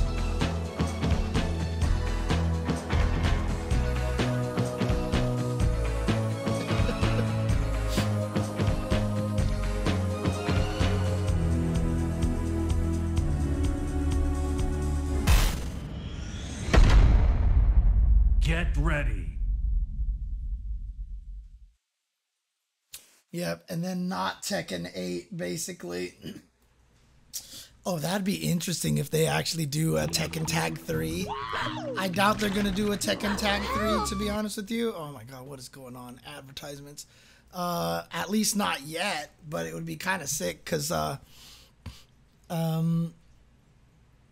yeah, I mean, people were super excited for this. And again, you know, Tekken has been in a situation where I think Tekken 7 has been the longest running mainline fighting game since its release at EVO in history. Like other games like MVC2 have been probably in more EVOs, but they left and they came back. And Tekken 7 literally was like, yep, it's a new game. It's only in the arcade. Here it is. And then it just went through all the way. Tekken fans have been playing this game for a long time. You want to talk patience? Remember how I talked about the MK, the NRS community being used to having their games only lasting like 2 years? Tekken 7 have been playing their game for 7 years now. Yeah, since 2015. So they're waiting for something new. So to even get that little bit, like if you're not a Tekken fan, you're just like, come on, what was that? Like, please show me more. Like, why are people getting hype over that? But if you're a Tekken fan, like, the fact that they're like, yeah, something new is coming is enough. Like, that is like, you're gonna go absolutely apeshit over that. And you have every right to go apeshit. Again, we don't need Tekken cross Street Fighter, in my opinion, because we had Tekken cross Street Fighter, cross KOF, cross Final Fantasy 15, cross The Walking Dead, and I think that was better than getting Tekken cross Street Fighter. At this point in time, I think it's a whatever situation. I don't even think we need it. So, but yeah, I mean, having something new and yeah, getting something new. I mean, to even be able to say that, you know, you are tired of how Tekken 7 looks in the chat, I mean, that's just an indication. The game still looks great. It's just that we've been seeing it for so freaking long now. So freaking long. Oh, man. Oh, yeah. I mean, Arslan Ash, obviously. Oh, wait. Least? No, I don't know. I don't know about that. I think people were... I think people love Arslan Ash, right? Did Jeff Keighley retweet the Tekken pic? If he did, maybe. Who knows? So... who knows? So there is a Game Awards at the end of the year? Okay, there you go. But yeah, Tekken 7, great. I mean, again, the interesting thing about Tekken is that the way Tekken works, because like in order to get good at Tekken, you kind of have to dedicate only to Tekken.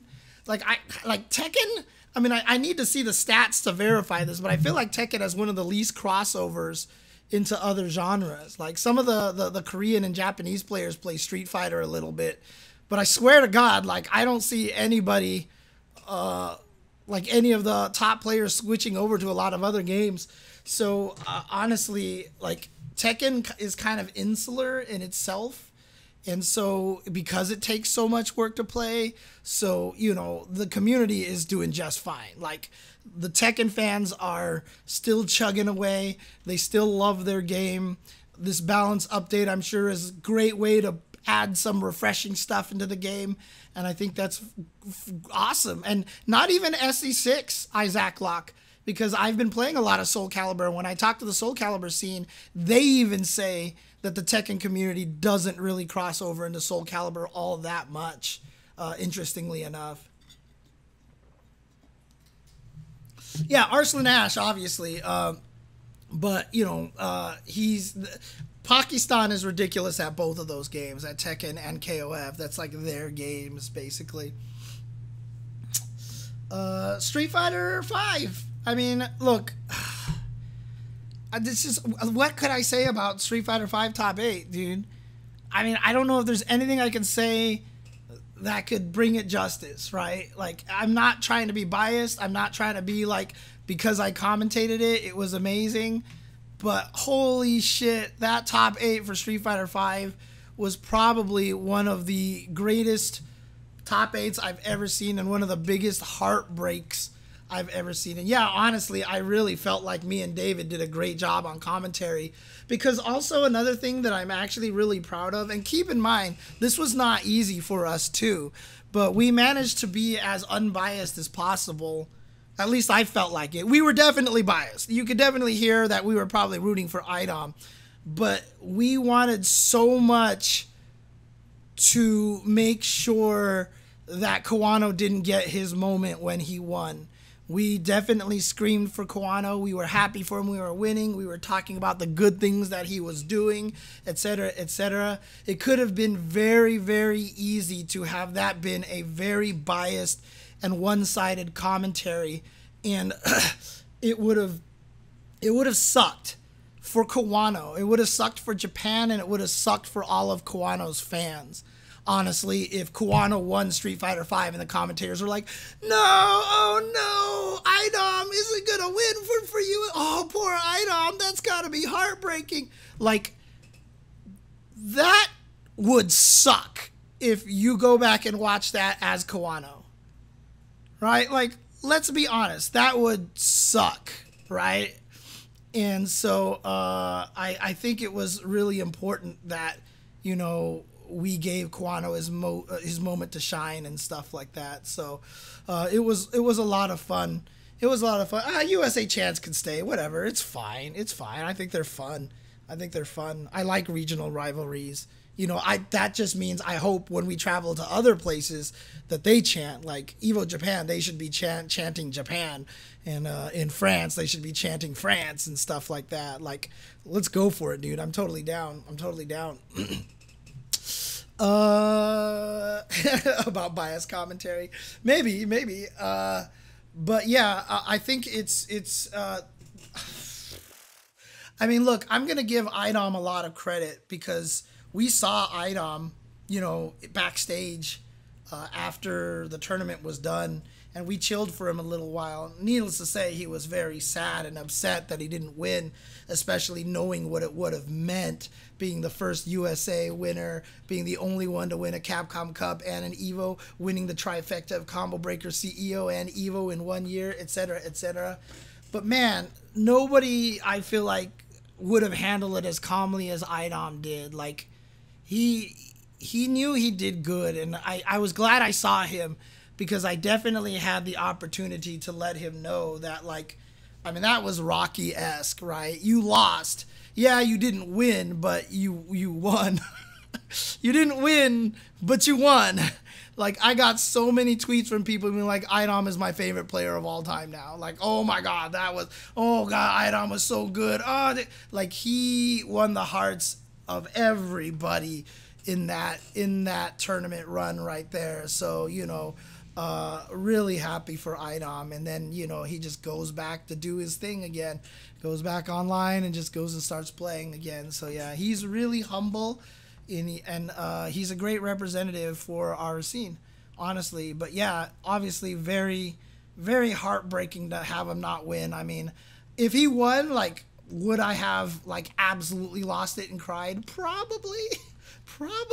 But, you know, and that's unfair to Kawano. You know, obviously it sucks that, you know, I wouldn't be as emotional if Kawano won, but, you know, like I said, I hope he was happy with that. We gave him his proper congratulations and everything like that. And, you know, I hope he doesn't see it as a slight or anything like that. So But even the Japanese streamers were saying that Idom felt like the protagonist. Oh, man. A lot of players, Converse, actually got COVID. A few players, like Fudo, got COVID right before Evo from the Saudi Arabia event that they all went to. He did, Moke did. A few other players definitely got COVID and were unable to make it. And so that thinned the crowd a little bit. And then obviously just being in a pandemic year, some people just weren't comfortable to travel at that point, right? So, and that makes sense. That absolutely makes sense. But yeah, God, what a top 8. What a top 8. And, you know, that top 8 alone probably contributed to my Evo exhaustion for the past week, honestly. The reason why I've just been so friggin' tired is definitely because of that top 8. I spent so much energy yelling and screaming for that thing. Oof, boy, what an amazing event. But, you know, in terms of obviously the announcements as well, you know, they didn't go too hard into it. They just gave us 2 new characters. But honestly, like, everybody saw Kimberly and Jury and are just like, I want to play these characters. Honestly, like, it is. Oh, thank you, Louis Bad. I appreciate that. I appreciate that. But again, like the amount, and you know, everyone's gonna be talking about Jury feet, whatever. Yeah, I know that's the joke, but honestly, like, Jury in Street Fighter 4 was like too exact of a femme fatale for me. Like, she was too on the nose for that. 5, I just didn't like the way she was. 6, I freaking love Jury in 6 because she's just gone absolutely bonkers, and I like that. I like that kind of personality. I love that kind of that turn. I mean, I immediately, again, spoilers if you haven't seen it, but Avatar: The Last Airbender, I immediately went to an Azula arc for Jury, even to the point where her hair isn't even cut straight. It just looks like she looked in the mirror and was like, I need to cut my hair. And just was like, and has just gone absolutely insane. And I kind of like that. Like, I think that's a cool path to take her story. And she has more personality now that's interesting to me than I think she's ever had. Because before, she was just, I'm way too powerful girl, you know, like Viper was in Street Fighter 4 originally, and then Jury was afterwards. It's just, it's nice to see this kind of like, she's just kind of lost it. She's probably bored. She has nothing to do because SIN is gone, all that stuff like that. So, you know, I really like that. And then Kimberly, like, holy crap, Kimberly was so cool. Oh my God, the amount of personality she had, the way that was, and she turns out to be the new ninja character, the new Bushin Run character, and just the amount, like, I don't think I'm gonna play her, but I just love the way that she is. Like, they just made her so cool. And again, you know, obviously people are going to be mad because of what, you know what, fuck you guys out there. I do like the representation factor of Kimberly as well. And the fact that, you know, she's African American, she's black, but clearly not like, that's not part of her personality. You know what I mean? That's the problem that we have in a lot of times with, you know, especially Japanese game companies making, you know, characters and stuff like that. When the ethnicity is part of the personality, it's a problem. And I love the fact that it's not like that. And I think that's really, really cool. I love the way Kimberly is, and she's just so cool. She's a great design. I love the happy personality to contrast the Jury personality, you know, and it's just, she's so cool. She's really, really cool. And in that case, like, and obviously, you know, for those of you who have seen the Street Fighter 6 leaks, you know, the way that she turned out on the screen compared to what we saw in the leaks, right? Like, I can't wait to see everybody. And so people are going to ask me, come on, James, you've seen everybody, right? No, I haven't. I haven't seen everybody, okay? Again, I have not touched the game. Man, like, doing commentary lines does not require you to be able to see all the characters. But I'm really excited for a lot of the other characters that have not yet to be announced. Can't wait to see how they look and how their personality has the chance for them to shine too. Right, Kevin Motti. You're right. Absolutely. Like, you don't want it to not be a part of their personality at all, because your ethnicity defines who you are. Always. But it's not the point of the ethnicity, which is kind of what I like about it, right? So, oh man. But yeah, Kimberly and Jury seem really cool. I didn't get a chance to play Street Fighter 6. I'm really excited. I think it was L.I. Joe who I was talking to, and he was like, he had a chance to play it and sit down with Jeremy and stuff. And he literally walked up to me. He was like, all the footage we've seen of this game so far, we haven't seen how this game plays yet. He was like, I was playing and like, God, the stuff that I was learning and the mind games that I was learning, he was like, dude, it's so good. It's so good. He was like, all the footage that we've seen, like how the drive impacts work and how they play with each other and how you can counter drive impacts with drive impacts and all these things like that. He was like we've barely seen the surface of what is in this game. So I think that's really, really cool. I think that's really awesome. It was fun to record the commentary for Street Fighter 6. Honestly, it was really cool just because I've wanted to be a cartoon voice. And so going to an actual studio, like this is the people who did like Persona 5 and like Gears of War and shit like that. Like this was the actual studio that did all that with a real professional like voice actor guy giving me direction and all that stuff like that. Was really sick. It was the closest thing that I've gotten to my dream of being a voice actor. So I thought that was really cool. So, and again, they let me be myself a lot of the times. Like I got to, you know, like I was told, sound more this way. And I was like, yeah, this is actually something I say a lot. And I almost always kind of sound this way. So I kind of want to sound this way. And they're like, okay. You know, they were really open to a lot of that stuff. And I think that's really, really, really cool. And then Guilty Gear Strive. I mean, look, let's just get the thing out of the way.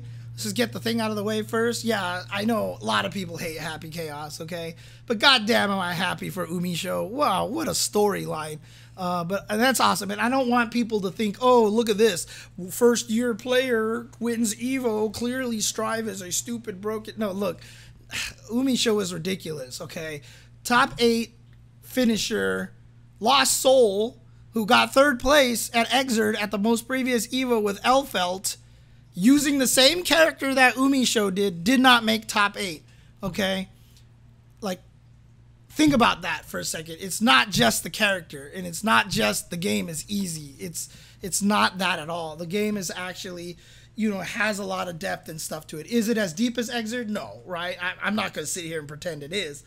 But, you know, it's still a really, really fun game, and I really enjoy it. And again, maybe I'm a little biased because they did so much good for Rollback Netcode, but I have a very warm place in my heart for Strive. I really enjoy it a lot. And Bridget, I mean, I haven't had a chance to mess with Bridget yet. I've gotten to see people play Bridget in the Series E, but the trailer for Bridget was just awesome. Like, I was not expecting Bridget to come back. But Bridget is so, like, they made her really cool. And I just really, oh yeah, I had the most entrants. That's why it went last. 2,000 entrants. The next highest game was Street Fighter at 1,300. So again, look at what Strive is doing. Look at what Strive is doing. Like, it's like, you're not just gonna, just because you have rollback netcode is gonna give you 2,000 entrants at Evo, right? There's something, the game has a joy and an accessibility to a lot of people. Yeah, is it the current newest thing? Sure, but still, that doesn't just get you 2,000 entrants at Evo for nothing. What are you doing, kitty? But yeah, Bridget's really, really cool. No, it's her now. It's her now. Bridget is, via the storyline in Strive, she's now officially a her. In fact, if you look at the ending of her story, like that's literally the conversation that she has with Kai and Gold Lewis. Like that's literally the conversation that they have. So KOF is getting crossplay soon. It's been announced, so it's happening at some point in time. But yeah, officially Bridget is she now. So yeah, no worries. It's all good. It's all good. You didn't know. It's fine. Which one, Spike? What did Spike ask? Not trying to take it, but I was surprised the lack of JP representation in the top 8.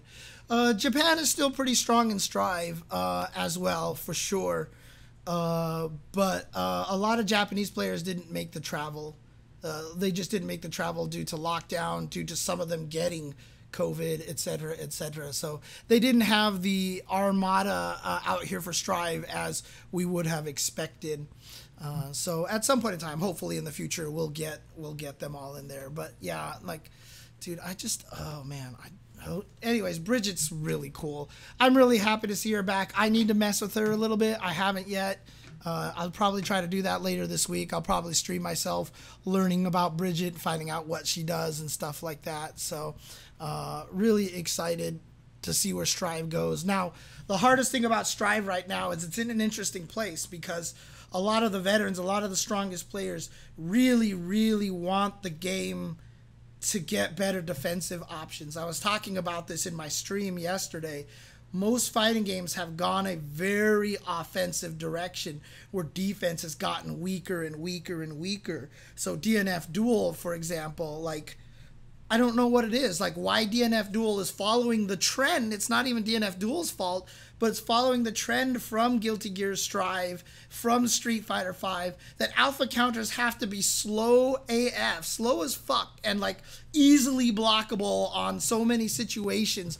I don't know why using up so much of your resources doesn't just give you the knockdown like it did with old dead angles, with like old alpha counters and stuff like that. Like, it's kind of frustrating that defense is too weak. Guilty Gear Strive needs a little bit more defense. And one of the reasons why Umisho is a god at the game is because her defense is stronger than just about anybody's out there. And then on top of that, she uses a character that can open you up really, really well, and her mix-ups are amazing. So again, like, Strive probably needs to do more in terms of defense. Even as much as I love Strive, I would like to see more defense added to the game as well, because I think that would just make it a more solid game, and I think people I think it would attract a lot more people. Turn down the damage, maybe. Obviously, that's one of the ways to fix it, but I really don't feel like they want to do that. And so to play along with that, I would want better defensive options. Like faultless defense needs to be stronger. Instant block needs to have more of a reason to do instant block. It has always been an offensive-based flow, Converse, but there has been a lot of defensive options. There has been more invincibility in the backdashes in the old games. There has always been like slashbacks or you know, God, what is it called in Exerd? It's not the slashbacks. It's the, shoot, the thingamajig, the thing. Someone in the chat let me know. I completely forgot what it was called. You know, but like the dead angles were a lot stronger in those games. You know, there was just and faultless defense pushed back a lot more. The crazy blitz. Thank you, Flashy Flash. Blitz attack. The blitz attack in the game. Risk needs a rework, as Hellcat says. Yes. I like the window break mechanic. I actually really like it a lot. Like, it's one of my favorite things about the game. I don't mind it at all. But again, like, I understand why people won't like it. Like, I totally get that. I totally get it. I mean, dead angle, yeah, dead angles could definitely get better, but they were better than YRCs. They're definitely better than the YRCs are. And if I'm not mistaken, some dead angles were actually safe on block, weren't they? Or were they not? Were all dead angles punishable in Exerd? I can't even remember anymore. Gotta look at this. Don't bring back Danger Time. Don't do it. Don't you do it. Don't you do it. Let's see. Dead angle attack. On block -6. So yeah, they were punishable, but for some it's a little bit harder. And yeah, they had a 14 frame startup, so they were pretty slow as well, even back in the day. So yeah, so they were definitely still pretty slow before. Let me see, Guilty Gear Strive. Like, let me see how fast the YRC is in, let's see, system data, special moves, other. Is it under other? Or do they have the YRC frame data just in the YRC section? Yeah, it's probably just in the YRC section. Let's see, just throw range of system data, movement value system data, psych burst. No, that's not what I'm looking for. I'm looking for, shoot. Okay, kitty. Okay, kitty. But yeah, in any case, I'm excited for Strive. I really do hope they, like, obviously season 2 came and they added some new mechanics, and all of the new mechanics hurt Potemkin. So please hashtag buff Potemkin. Please hashtag buff Potemkin. And I really do hope that, you know, they do add some more defensive options. I hope they don't wait till season 3 to try to add more defensive options. I hope they take some time to do some careful buffs to defense during the course of this year. I mean, May got second place, Converse. There was no Potemkin in top 8, and May got second place at Evo. You've got no base to stand on there. I'm kidding. I know May's not that good, but holy crap, Slash was good. Holy crap, Slash was amazing, dude. Oh my God, Slash played so good. But yeah, Strive, I think, is in a great place. I'm excited for more of it. I do like the fact that it seems like the characters they keep adding keep getting more and more complicated. So yeah, when Strive came out, we had a lot of characters. Like Giovanna was definitely one of the more, like, kind of disappointingly straightforward characters. Like, we thought that she might be more puppety with the dog and stuff like that, but she's just more in-your-face jam kind of thing. But as the game has gone on, like, you know, the DLC that's been added, Happy Chaos and Bridget and Gold Lewis and Testament, you know, they're all pretty complex characters, and it seems like that they're willing to do that, just keep getting stronger and stronger. So I'm really excited to see where Strive goes. But let's try to buff the defense in some form or another. But again, I hope people keep playing it. I really enjoy the game a lot. Yo, yeah. Oh, yeah. Giovanna's very similar to Cammy, like with drills and stuff like that. Yeah. But I think that's all they've got here just for each of the games. Now, obviously, I named 55 games that were in the Vortex gallery that I'm really happy about. But again, I've been doing this for, what is this, how long now? For 2.5 hours. So, but again, Evo was a lot of fun, and we got a lot of cool things out of Evo. I'm really excited for fighting games right now. It really felt like fighting games were back. Evo really felt like it returned things to normal for me, you know, because it had been so long, and it was weird seeing everybody in person and feeling that environment again and having that kind of craziness and seeing that many people be excited about fighting games, getting all these new announcements. It was nice to have everything righted in the world now. Obviously, it's still scary out there. So far, every test I've taken has been negative, but again, I don't know how long it takes before you know you're safe. in terms of incubation period. So I'm not gonna, knock on wood, I'm not counting myself out of anything just yet. Like, I'm sure there's still a chance that I can still catch COVID at this point in time. So I'm not gonna count myself out of the water just yet, even though it's been over a week. So yeah, I mean, I did read on the internets that some rare cases it can be up to 14 days. So I'm not gonna be like, yes, out of the water, woo-hoo! You know. So far, I'm good to go. So, but yeah, at this point in time, you know, I'm happy. I can't wait to see what Evo's gonna do in the following years. It was great to see a lot of the, you know, the people there. Chris Lee still doing his thing on the stage. I love what Rick has done for Evo. I mean, honestly, obviously, when all the shit went down for Evo during the pandemic, you know, there was a lot of actual genuine fear that Evo was going to be done. And I've believed in Evo for a long time. A lot of people have noted how much, like, I almost kind of unabashedly supported Evo in the past. And there's a lot of reasons for it, right? I believed in, like, what Tom and Tony were doing. You know, Tom, Tony, Seth, and yes, Wizard at the time, they were doing a lot of good things for, oh, thank you, Dubudomo, for the gift subs, appreciate it. Oh, thank you, appreciate it so much. But, you know, again, like, they were doing a lot of good things with Evo, they were doing a lot of good things for the fighting game community, and when everything went down, I was very, very scared. However, with Rick coming in, that actually just made me feel that much more excited and confident with, you know, the future of Evo.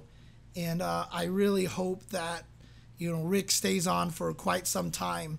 And really, you know, I love the fact that, you know, he runs Combo Breaker. It would have been really easy for him to try to make a bigger Combo Breaker, but instead he kept Evo different than Combo Breaker. Evo is still celebration of fighting games. Combo Breaker is still more celebration of community.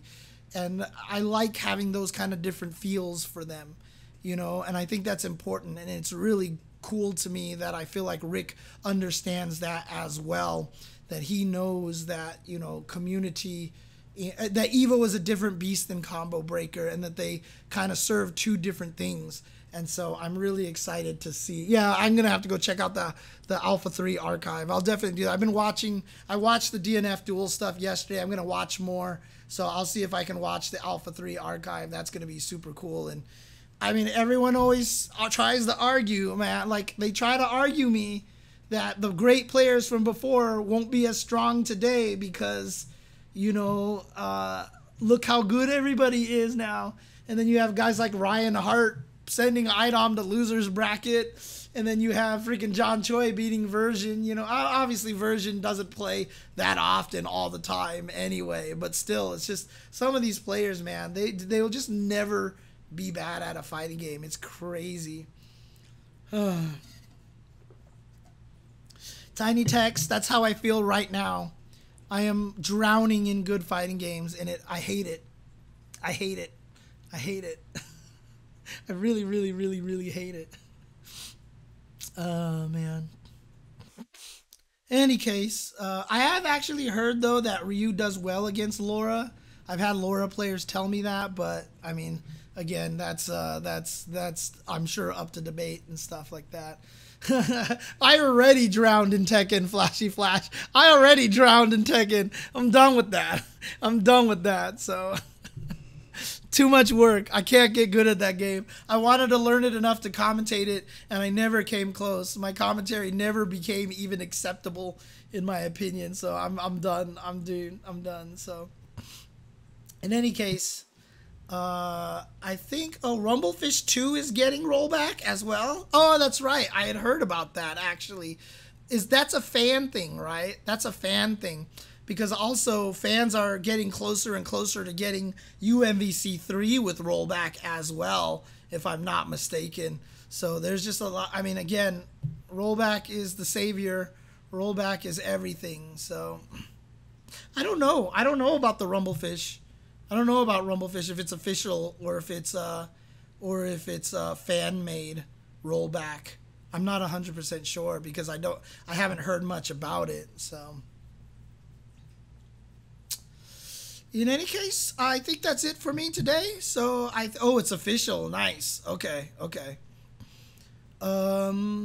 But yeah, right now is a great time to be a fan of fighting games. It's also the worst time to be a fan of fighting games because there's too many fighting games. But that doesn't mean you should play all of them. Just appreciate them all, watch them, and have a damn good time watching all the fighting games.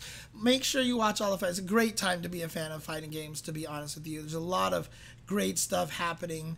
I'm really excited about it and for the future of the FGC. And again, we have to do a lot of work to make it grow. If we want to get to the point where all of the pots get bigger and stuff like that, you know, these are serious conversations we need to have, but it's just not as simple as everyone thinks. You can't just be Sony being like, let's just put in an extra $100,000 into the pot for Evo because we bought it and we want it to be successful. Like, it's just not how the world works. And in fact, it might even be one of the fastest ways to kill and bankrupt Evo. Because let's say Sony was like, hey, let's put $100,000 in there. And then Evo happens. And then the next year it happens. And the next year it happens. And they don't get to the point where they're making a lot of that money back. They'd be like, well, we don't want this anymore. Let's sell it to somebody else. Like, let it grow naturally. We can do it, but we need to find better ways to do it. Crowdfunding, exactly. Matcherino, things like that are very, very, very important. So I think that is